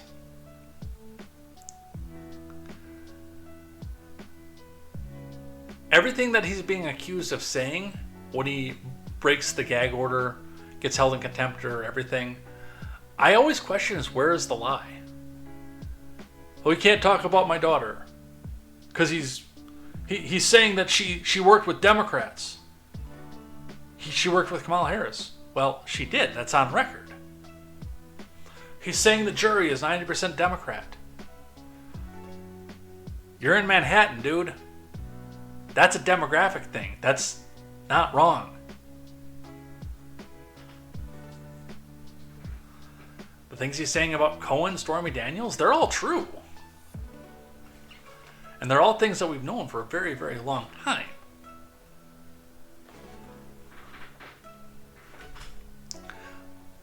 Now, if anybody's out there and listening to some of the things that he says about these people and thinks that you want to go back and defend your great orange deity, I would very much advise against that. Don't do that. That would be bad. And that is not going to do anything to help your case or the case of your great orange deity. Don't do that. That is wrong. No. No.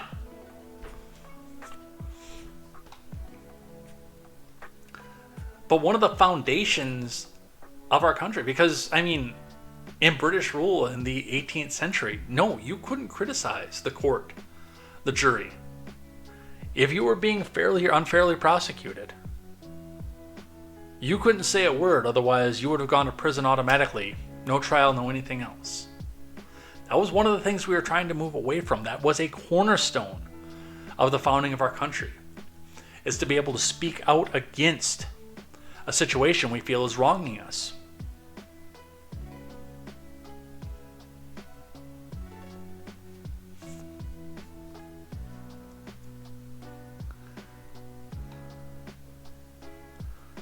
And there's a lot of tests that goes along with this too. I mean, what's something I've been saying since 2017? For all of his faults, for all the bad things that he did in office, we got a lot of legal definitions that were still in moral and legal gray areas. Because that dude said, I'm going to try this. I'm going to see if this works. And the court either came out and said, oh, yeah, no, that's fine. That's constitutional. We can grant that ability to the presidency, or, damn, stop. You can't do that. No, that's unconstitutional. All right, we're going to issue a ruling, and it's going to be unconstitutional for everybody going forward. And more often it was the latter, not the former.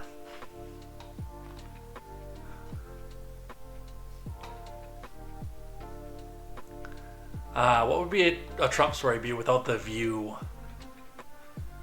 The View broadcasts collective fever dream about Trump getting put in the clink. And there's video.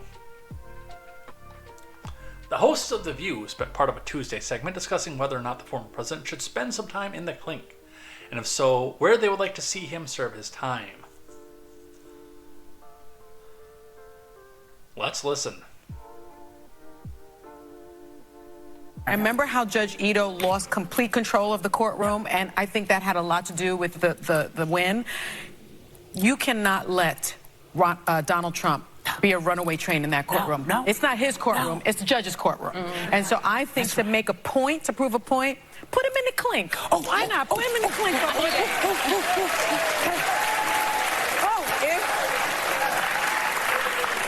I don't want this to sound like I'm doing wishful thinking. Yes. But which prison would be best? I know which one. I'm going to give you Michael. Well, that's what I got. Number one is Rikers. But, you know, I'm okay if he goes to Alcatraz and they reopen it. Oh, maybe. You know, what about Guantanamo Bay? Okay? Yeah, well, that'd be close to Mar-a-Lago. Melania can come and visit. That's right. What about Supermax? Supermax would be interesting. El Chapo was in Supermax. He, you know, hey, now he wants to be with the hip people. Come on. Yeah. These are my suggestions in case anybody wants to know. Yeah, they've been fantasizing about putting him in prison since the escalator moment, so you can't really be surprised by that one. Let's look into some of the things from the trial here. From CBS News, jury in Trump trial gets inside look into payments to Michael Cohen. There was a question in the chat earlier. Let's address that quick. Secret Service required to stop a president from getting arrested. Well, we're going to find out. I don't know the answer to that question. And I don't think anybody else in the legal system knows the answer to that question. Mr. President, here's the presidential shank. You'll need it in the yard today. Harry in B Block is talking to your bitch. On the note of subscriptions, do you get all the funds from subscriptions? I get approximately half. So, like, your Prime subscription is $5. I get a little bit over half. I think it's $2.55 is what I finally wind up getting out of it.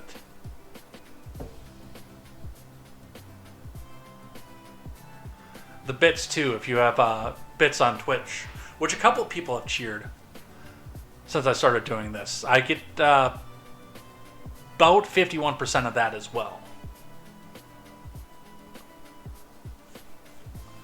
That's why I mentioned $2.50. Edgar said go to an... No.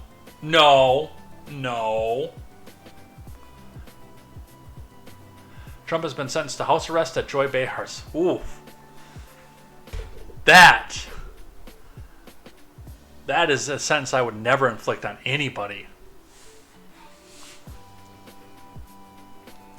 All right, jury in Trump trial gets inside look into payments to Michael Cohen. So this was the accounting week.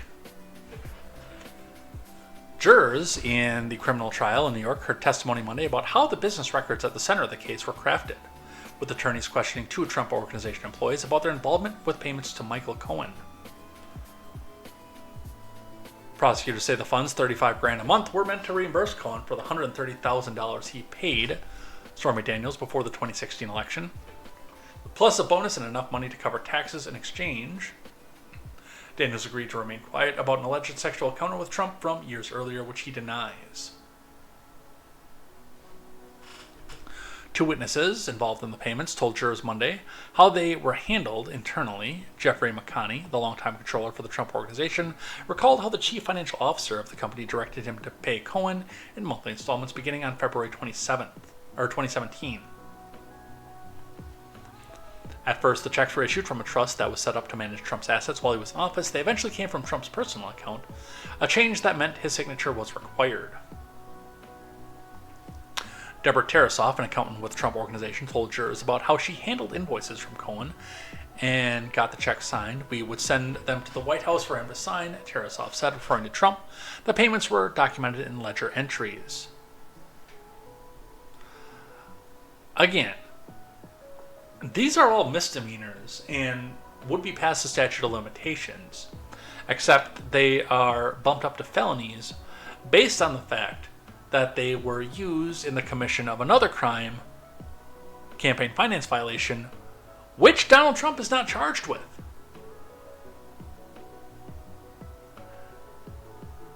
I'm no lawyer, although I've debated going back to law school basically since I got out of mechanic school.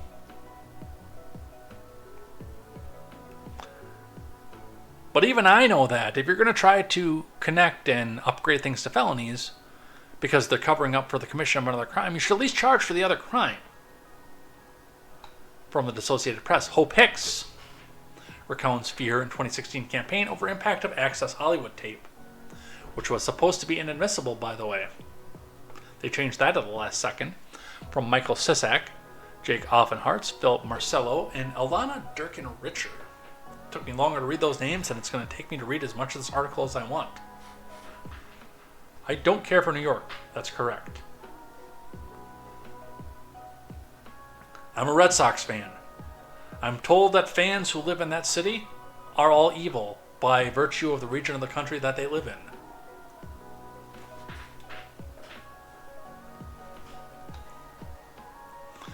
Trump's 2016 campaign was seized with worry about the potential political damage from a tape that showed Trump bragging about grabbing women sexually without their permission.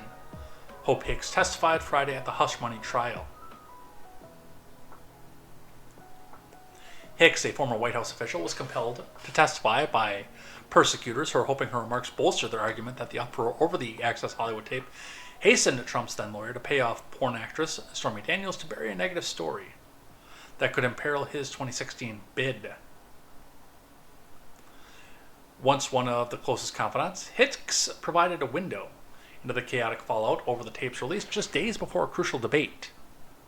It was recorded in 2005, but was not seen by the public until October 7, 2016. Gee, I wonder why that was. Hicks described being stunned and huddling with other Trump advisors after learning about the tape's existence from the Washington Post reporter who broke the story. I had a good sense to believe this was going to be a massive story and it was going to dominate the news cycle for the next several days.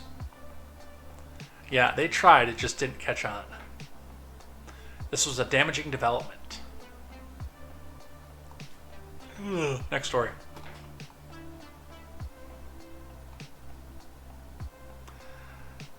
Trump prosecutors keep witness schedule secret to avoid ex-president's attacks.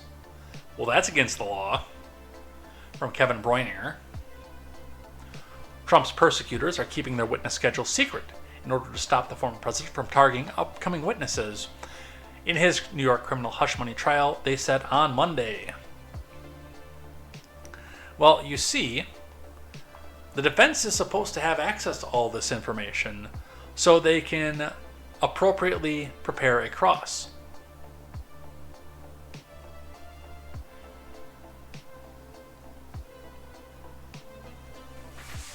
The defendant has been violating the order restricting extrajudicial speech, and we did not want to have the next witnesses' names out there, prosecutor Joshua Steinglass told the judge in the Manhattan Supreme Court.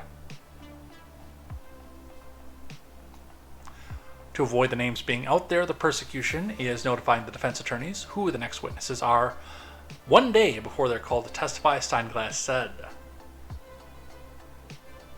Okay, so it's technically illegal. That's a stretch. Kind of hope that gets appealed so we can get an actual decision on that as well. I have seen My Cousin Vinny. I know that's the law.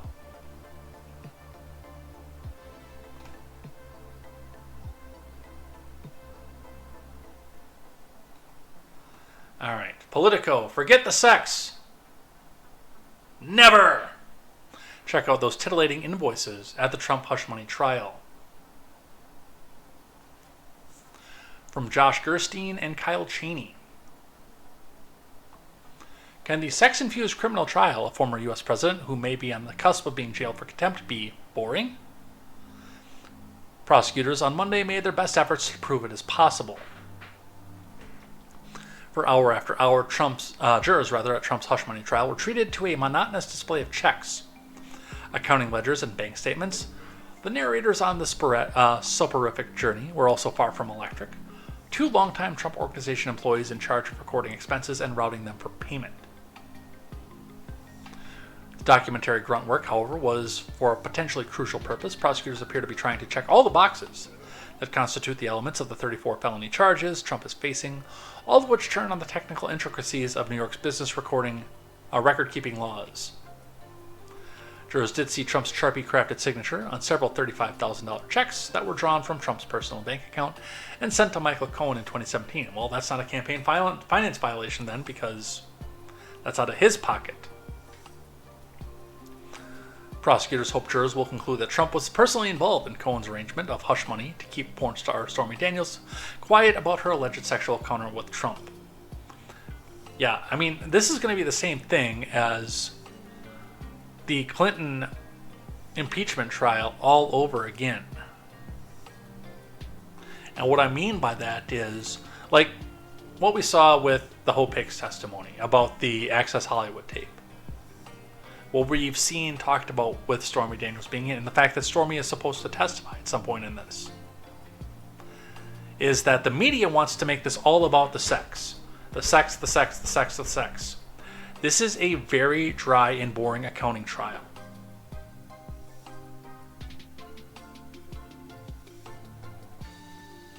That has nothing to do with the sex that was involved, allegedly. Bill Clinton's impeachment, as much as the media tried to make it about him getting head in the White House, in the Oval Office, that had absolutely nothing to do with what he was impeached and on trial for. It was a perjury charge. But yet our mainstream media at the time, and I remember this very vividly, couldn't stop talking about, oh, the stuffed shirt Republicans just want to take a guy down for having a little bit of fun in the White House. Mogwai says, sex? What's that? Palm says, but adults like sex. I enjoy it very much. Mog says, wait, Stormy is way hotter than Monica. Totally different.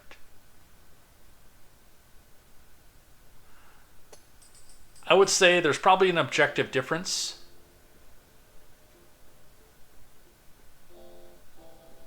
But I wouldn't say way hotter. If he had lied, he wouldn't have been impeached. That's correct.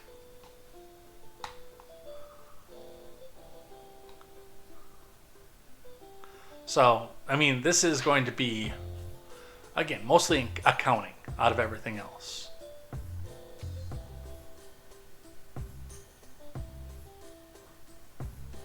I'm going to skip this one. This is saying the same thing as Politico. And the last one I'm going to do on this one, I mean, ABC News is going to say one thing, but statistically the opposite has been true through the majority of this lawfare. Every time they indict, every time they arrest, every time the mugshot comes out, his poll numbers go up. But these convictions, these lawfares, are supposed to be taking him down in the polls. Conviction could cost Trump key votes, polls show, but until then his trial doesn't seem to change minds. Wait till you have to retract this statement after the conviction comes in, which I almost positive will come in. At the very least, we'll have a hung jury. From Tal Axelrod. Trump is standing trial in New York on felony charges connected with hush money, allegedly to conceal claims of an affair from voters before the 2016 presidential election. It's a historic event at a time when Americans are also weighing who to vote for in the former president's upcoming rematch. Polls show the charges carry some electoral risk. A poll conducted by ABC News and Ipsos in April of 2023 found that 52% of Americans viewed the New York charges against Trump as significant. And a new ABC News Ipsos poll found that a fifth of Trump supporters said that they would either reconsider their support or withdraw it if he's convicted of a felony. I don't know about that, man. I mean, you can make individual polls say whatever it is that you want. That's a part of the reason that I don't put any faith in any individual poll that I see. And typically the first thing I do is go to RCP, which puts everything on an aggregate. But they don't have an aggregate on whether or not the trial would affect the outcome of the election.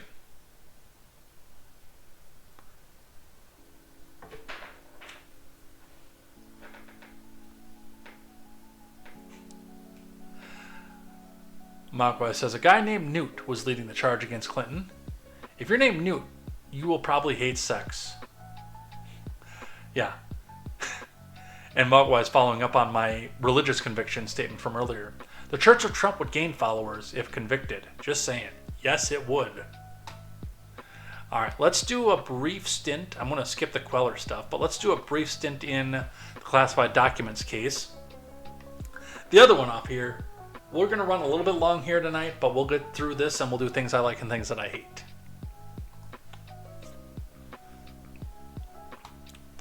So, on the classified documents side, the Jack Smith side in Florida, Trump seeks delay in classified documents case, saying prosecutors mishandled evidence. From Tierney Sneed and Holmes Librand. Trump's attorneys have found new reason to seek to delay the classified documents case. Some of the documents found in the boxes at Mar-a-Lago have shifted out of order since the FBI agent seized them 2 years ago. Trump's attorneys indicated in a filing Monday that the shuffling of documents within the boxes in evidence could also be grounds for the case to be tossed, which is true, by the way. They said they would file a motion to dismiss if the prosecution cannot prove in a reliable way how it seized and handled the key evidence in the case, which will be a central issue at any trial. Yeah, there's a reason that there's so much security around any sort of evidence and there's so much documentation. It's because, yes, you can legitimately have a case thrown out if it appears that there's tampering. I mean, if it even looks like there's tampering, even if there was no tampering, but it looks like somebody tampered with the evidence in any sort of way, that's reasonable doubt. The cornerstone of our judicial system is that you are innocent until proven guilty beyond any sort of reasonable doubt. And any reasonable doubt that can be injected, whether you're guilty or not, can make or break your case. This is first year law stuff.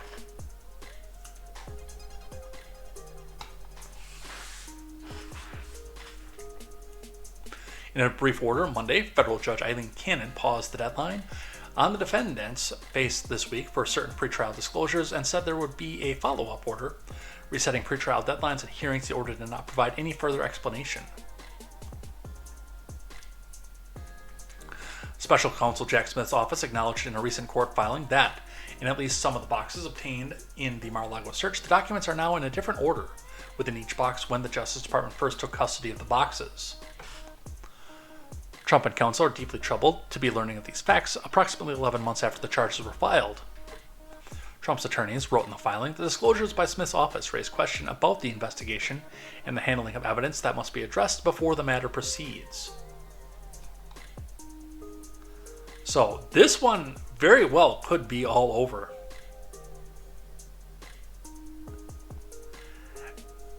And if it is, that is a big blunder on Jack Smith's case. Now, one of the hard parts to look at this is the fact that Eileen Cannon is a Trump appointee,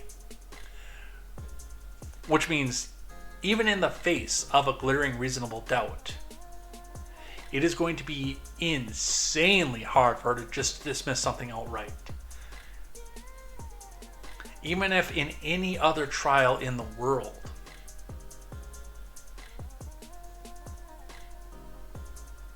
at all, period, this will be an open and shut dismissal. And I don't even know if that's the case in this.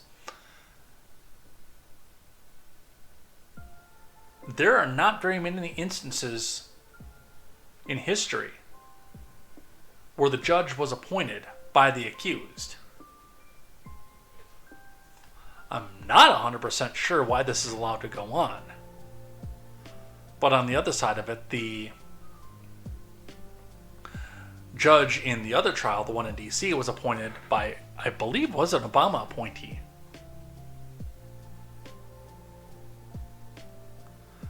I mean, some of this goes into some of the things that I've been preaching since this lawfare started.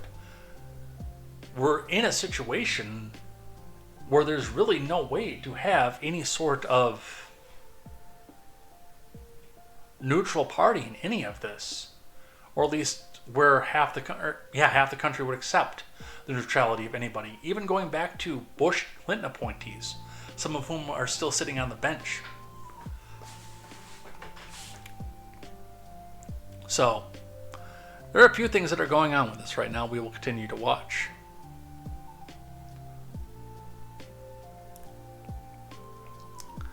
But we will finish out with this one, and then we will go on to things I like and things that I hate.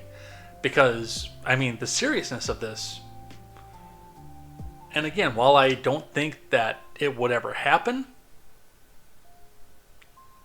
the Donald is right to at least bring this up. Evidence tampering is a crime. Donald Trump demands Jack Smith be arrested after document revelation. You would have to prove beyond a reasonable doubt, by the way, that he was the one who did the mishandling.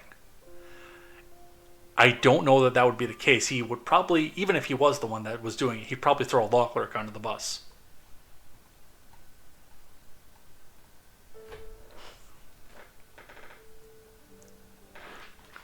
From Ewan Palmer. Trump has called for special counsel Jack Smith to be arrested after the prosecutor's team said that some evidence in the Mar-a-Lago classified documents case are no longer in their original intact form. In a post on Truth Social, the former president demanded, in all caps, of course, "Arrest deranged Jack Smith. He's a criminal." After prosecutors wrote in court filings that there are some boxes where the order of items within that box is not the same. as they appear in the digital scans of the material in the wake of the FBI retrieving the items from Trump's Florida resort in August of 2022.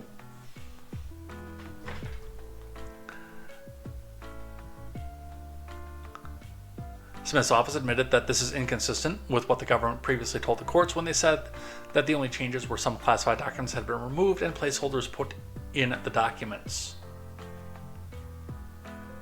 The court filings were in response to a request from Walt Nauta, one of Trump's two co-defendants in the federal case, who was accused of helping the former president hide the materials from the FBI for Judge Cannon for delay in the trial, as his lawyers are struggling to determine precisely where certain documents were retrieved from following the FBI search at Mar-a-Lago in August of 2022.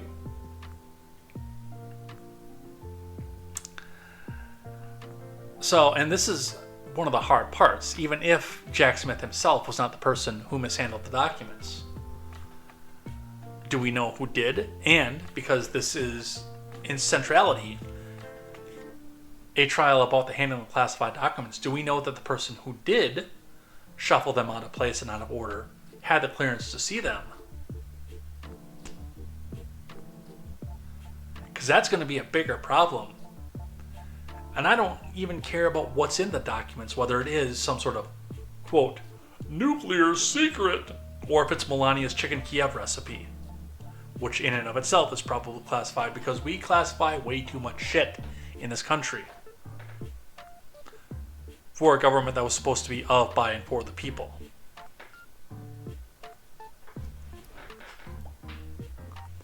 But this does raise a lot of problems for the prosecution in this case.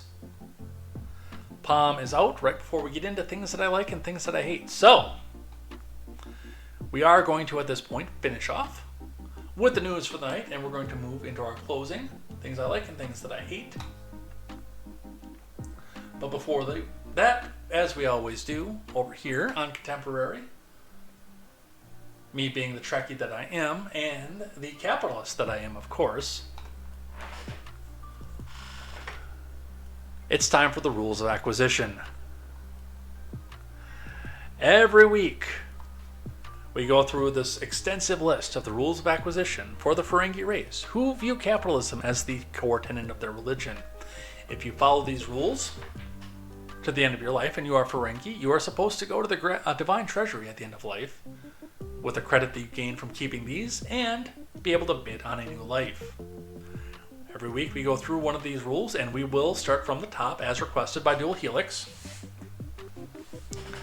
We explain how it is used in the show, in the novels not so much because I haven't read most of the novels. We explain how it's used and how it can be used in our lives as well. We are on the 293rd rule of acquisition from DS9 novel Stowaways. I feel like I read this one already.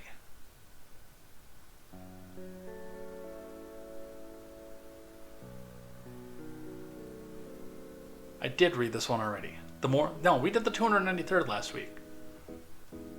So we're on the 294th.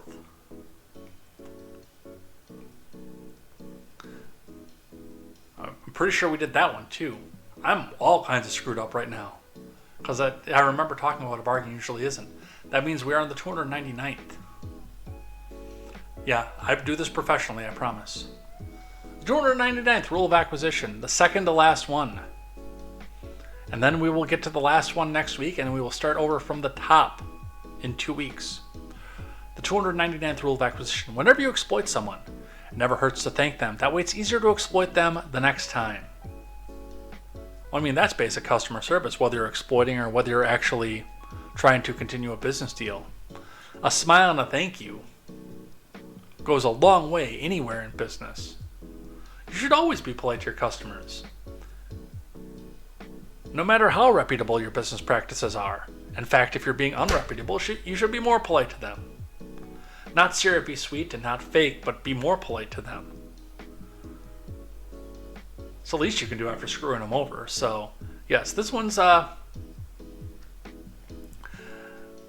not too far off in the realm of possibility. Of course, False Prophets being the episode where the Ferengi from the Next Generation episode from the Wormhole are found deep in the Delta Quadrant, having taken over a pre-warp civilization and being their gods, thus exploiting them, thus taking their money, their gold, and their treasures, and leading to a revolt among the people as well. But before the revolt, that's what they said. The both of them did. They said, well, after you exploit someone, it never hurts to thank them. That way it's easier to exploit them the next time. As they were thanking the people who were bringing in the treasure. So that is your 299th rule of acquisition. Alright, let's do a couple things I like and a few things that I hate. Surprising absolutely nobody. And while I can't stand the guy, while I can't stand any of his policies, while I think that he should be out of the government, as long as he is in the government, the memes will never stop. And with him being an independent, even though he does drive the Democratic Party to the left, it's very, very unlikely he will ever see the realization of any of his political agenda. But Bernie Sanders will run for re-election. Bernie Sanders, I'm going to be a senator again. I've got 6 more years in me, I promise. Stephen Newcomb and Andrew Solender,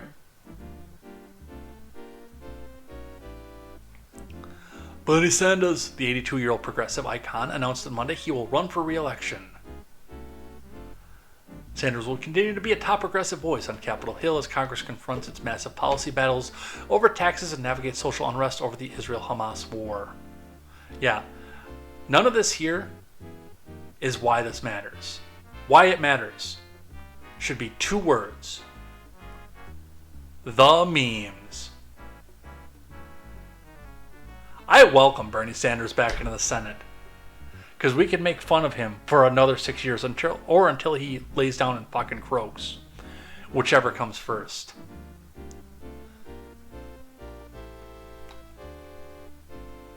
And when they guilt people in saying, oh, well, you have connections to the Ukraine, you should be voting for all this stuff. Well, somebody actually found her own backbone in all this.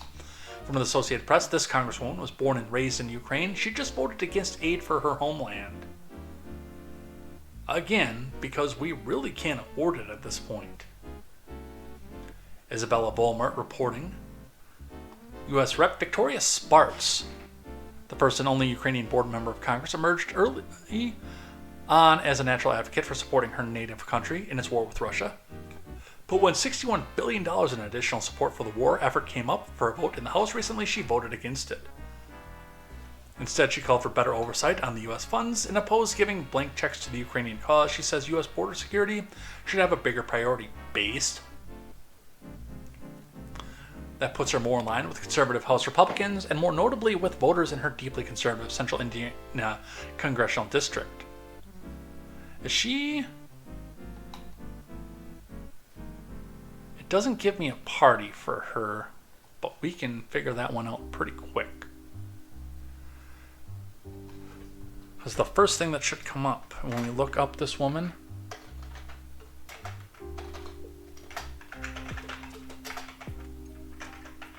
should be her Ballotopedia page. She is Republican. The way they were talking, it seemed like she was a Democrat. No, she is a Republican, so yes, of course it would be in line with the GOP. But also coming out to say, hey, I understand that if I vote for this, I'm gonna get tossed out on my ass.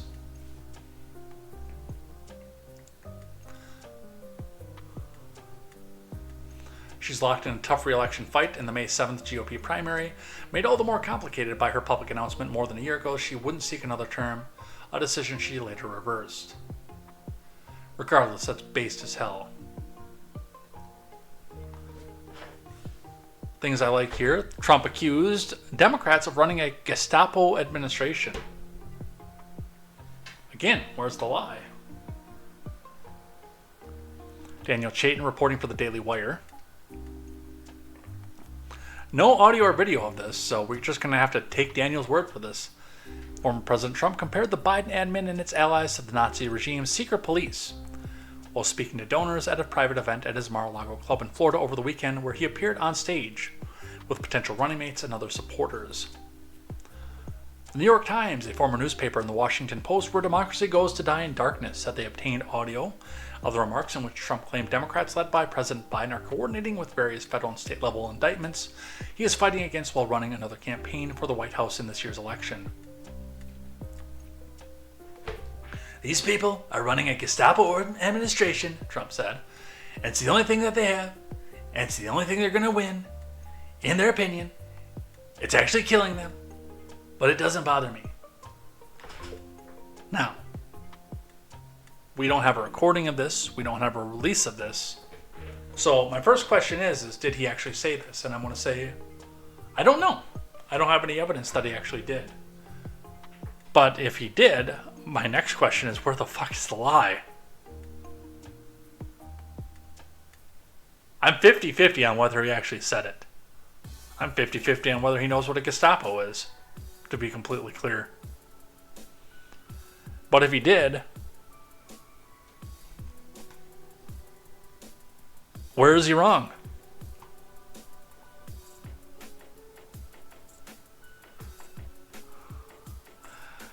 Non-political news, also from The Wire, Drew Carey says he'll never retire from hosting The Price is Right.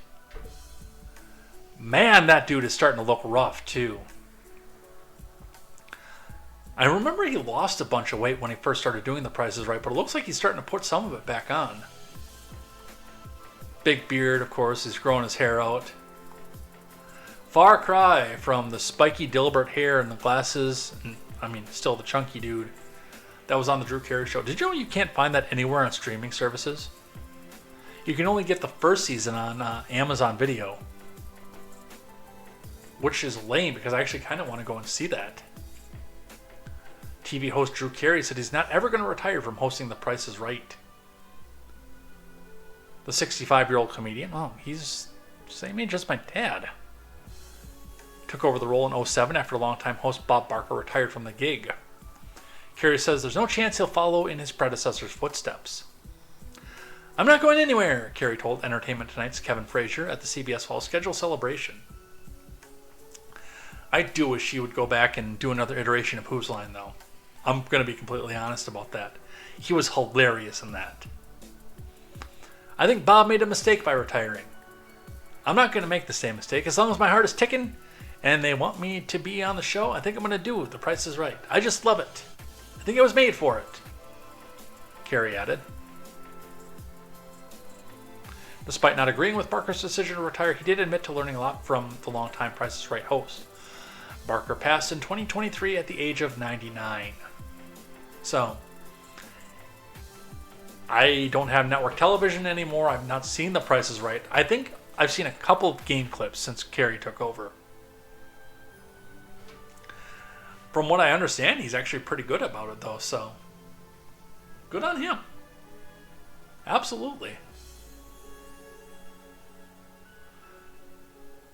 And the last one on things that I like is The Rager. GoFundMe for college students who protected American flag from pro-Hamas protesters surges past $420,000.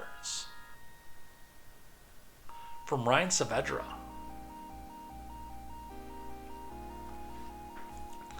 The GoFundMe page that was set up this week to fund a party for the college students who protected the American flag from pro-Hamas protesters has surged past $420,000 in just a little over a day.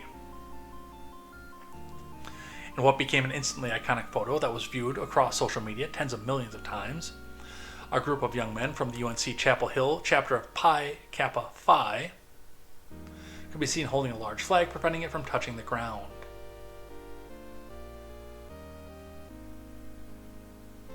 We're overwhelmed by glorious patriotic Americans who value good beer and great times, the page said. We're in contact with multiple leaders from fraternities whose members help defend the flag, including Alpha Epsilon Pi and others, in addition to Pi Kappa Psi. Our gratitude goes to all of them, and we'll update our supporters on what comes next. For this, and for what I like, I've never been a big fan of the pageantry that goes around the flag, because there are people that do see it as a very religious icon. You know me, I'm anti-government. But there are apparently enough people around the world and around at least this country who have $420,000 combined worth of money that is very important to them. And you should be able to spend your money on what's important to you and help people out. And the reality of all this is part of what drove this number so high. I mean, they're going to be able to get a good rager going on, a good big party. There are people that are going to try to crash it. They're probably going to have to go get a hotel and some private security for it to have this big rager. But for $500,000, they'll get all the best beer, and some of it will probably be donated. There's probably a local brewery who's out there saying, hey, Budweiser is probably looking for an inroad to this. Hey, we'll pay for all your beer. You just have to pay for the venue. And you can spend some of your money on live entertainment. I don't know what this is up to at this point, I will say that, but I mean, it's continuing to go up and up and up at this point. There's a chance that these kids could probably get their entire student loans, their tuitions paid too, so. And now we'll move on to a few things that I hate. From the New York Post. Teacher, 26, charged with sexually abusing 15-year-old boy she met at church long attended by Bill Clinton. Now, I've read this article. This is an abuse that went on for 4 years. Boy is 15 years old at the 4-year mark when she is caught. Which means that this has been going on since the child is 11. Which for me right there says wood chipper. Right off the bat. Load him in. Feet first. But what I will say about this is the reason this is on things that I hate is not the teacher-student thing. I hate that enough already and everybody knows about that. But it was the commentary section. Like, we've got Eurasian Emperor here, who got the prestigious Wood Chipper Award from me. This was consensual, by the way. You don't just get your dick sucked in a car as a male and Snapchat her without you knowing what you're doing. Odds are this kid is above 6 feet and 200 pounds are high. This is not a child, it's a Roman soldier. And various other things. Fully consensual, the boy's mother's the only criminal here. False. Mason Burt. She caused so much damage to the child. Think of all the elbow pain from the high-fiving. Now, and I'm not going to stand here and pretend this is not an attractive woman. This is a very, very attractive woman. I would probably go for this woman. But I am 40 years old and can consent to the adult activities an 11-year-old boy cannot consent to. That is the difference between myself and the child that these people are all congratulating. This was wrong. And it shows the blatant double standards off of this. If this was a 22-year-old male teacher and an 11-year-old girl, these same people who would be offering the high fives and everything else, saying he's a hero, would be lined up with pitchforks and shotguns for this male teacher, and he'd well deserve it. And I definitely can say this. I don't see a double standard in this at all. That child could not consent. This was the R word that trips the YouTube algorithm.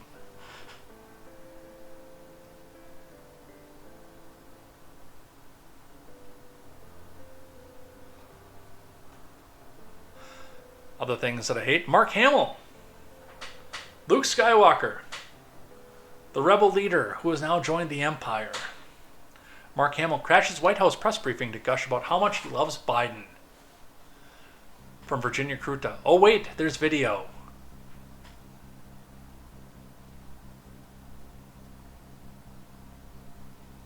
Well, you know, I called him Mr. President. He said, you can call me Joe. And I said, can I call you Joe B1 Kenobi?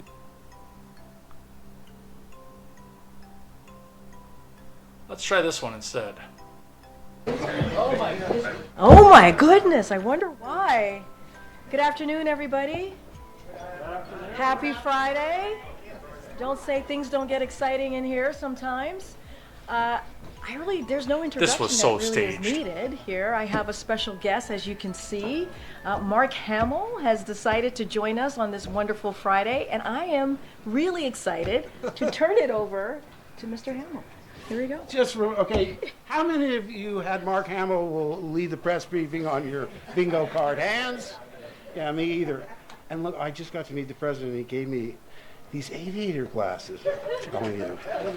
I love them. Love it all. But listen, I just wanted to say I was honored to be asked to come to the White House to meet the president, the most legislative successful president in my lifetime.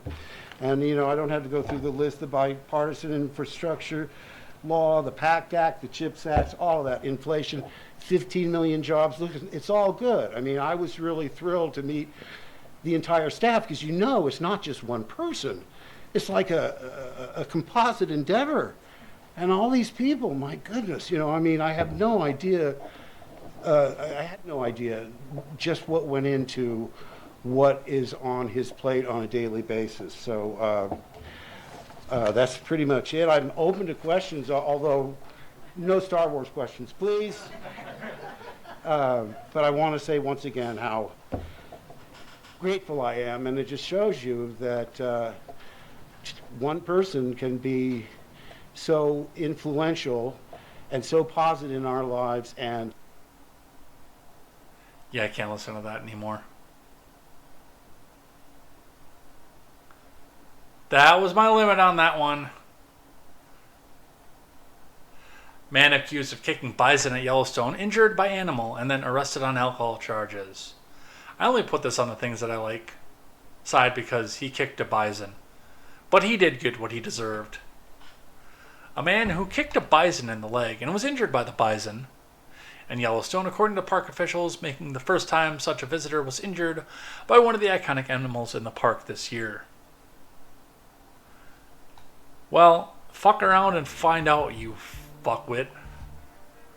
Park rangers arrested and jailed Clarence Yoder after he was treated for minor injuries, officials said on Monday. Rangers got a call about the man allegedly harassing a bison herd and kicking one of them about 7 miles inside the park's west entrance on April 21st. Officials did not disclose how the bison injured the man or whether it tried to gore him. I'm gonna go with it tried to gore him.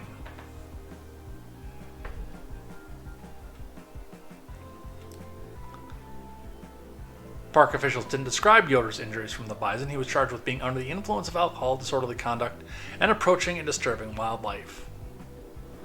What a fucking moron. It's not like tipping a cow, which I will admit I've done.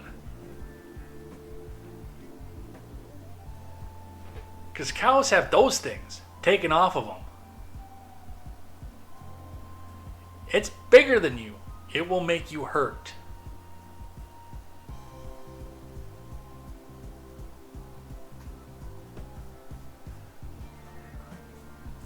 Alright, and the last one that we're going to do on things I like and things that I hate comes from, once again, Florida man. Breaking, Governor DeSantis signs legislation to ban lab-grown meat in Florida. Mr. Small Government himself is using the government to choose winners and losers. Read a little bit of this from The Hill. And they try to stick a bunch of other stuff in here, with Bezos investing $60 million into lab-grown meat in Florida. Other states weigh in. Companies saying that DeSantis is ignoring Republican basic values. I will touch on that when I go into my rant here. But we'll read just a bit from The Hill. DeSantis signs bill banning lab-grown meat. From Tara Suter. Florida man Ron DeSantis signed a bill banning lab-grown meat in his state on Wednesday in what he described as an effort to save our beef. Today, Florida is fighting back against the global elite's plan to force the world to eat meat grown in a petri dish or bugs to achieve their authoritarian goals. DeSantis said in a press release on Wednesday, "Our administration will continue to focus on investing in our local farmers and ranchers, and we will save our beef." The bill, SB 1084, makes it unlawful for people to manufacture for sale, sell, or hold, or offer for sale, or distribute lab-grown meat in Florida.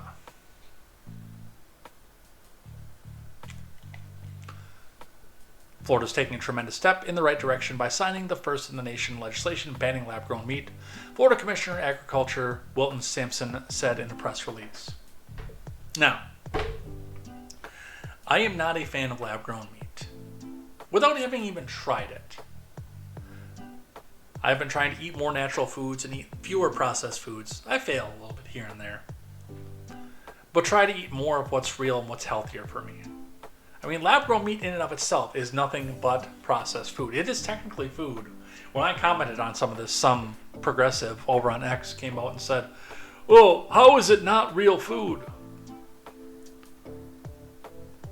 Well, it was grown under chemical conditions in a laboratory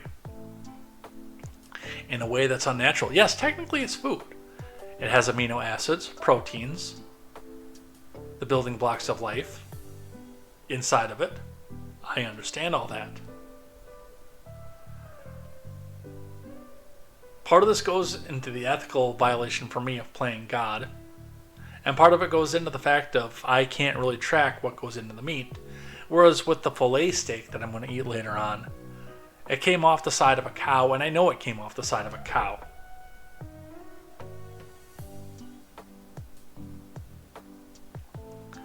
That being said, I am actually against large government and government mandates. And there are people who are either going to want, benefit from, or have their only means of nutrition come from the slurry of lab-grown cells. It gives people an option, and yeah, it does take some of the strain of demand off the regular meat, which in turn could, but government intervention rarely does, bring some of the good meat prices down. Because there are people who are going to want this stuff. See, I'm actually small government. I'm actually federalist. Not like Ron DeSantis, who will, he'll come out and say, oh, small government this, small government that, and freedom this and freedom that, and then take away freedom from people. Because the government is choosing winners and losers, and in this case, picking his buddies in the ranching farms, who will take a direct hit in their pocketbooks based on the fact that there's an alternative to their product. Again, I'm not going to eat the crap, but I have long since been on the side of the idea of you can put into your body whatever it is that you want. I'm not going to stop you, and I'm not going to support any legislation that would stop you. Because this goes above and beyond manufacture. Like, you can't even sell it in the state of Florida. It's like the EV thing all over again. And Ron DeSantis railed against the EV mandates the Biden admin tried to push when he first came into office.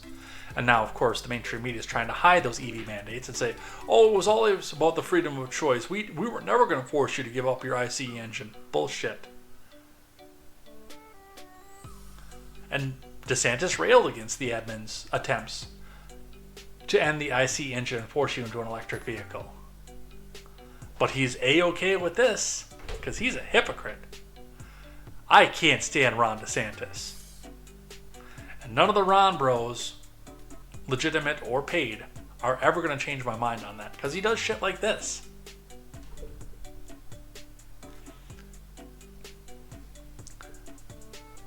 Ron, I don't know if you'll ever see this or not, but I'm going to offer you a little bit of free advice right now. If lab-grown meat is really as bad as you say it is, and I would tend to agree with you and say it probably is as bad as you say it is, the free market will thump that out of your state faster than legislation ever will.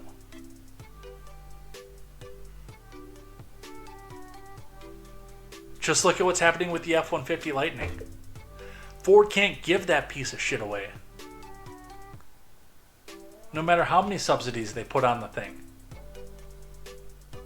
At least around here. It might be more popular in other places, but the fact that they're limiting production tells me otherwise.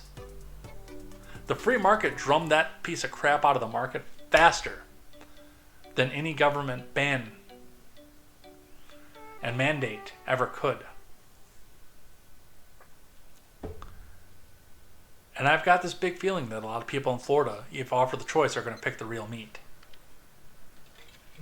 So, that is what we have for this. And with that, I'm out of here.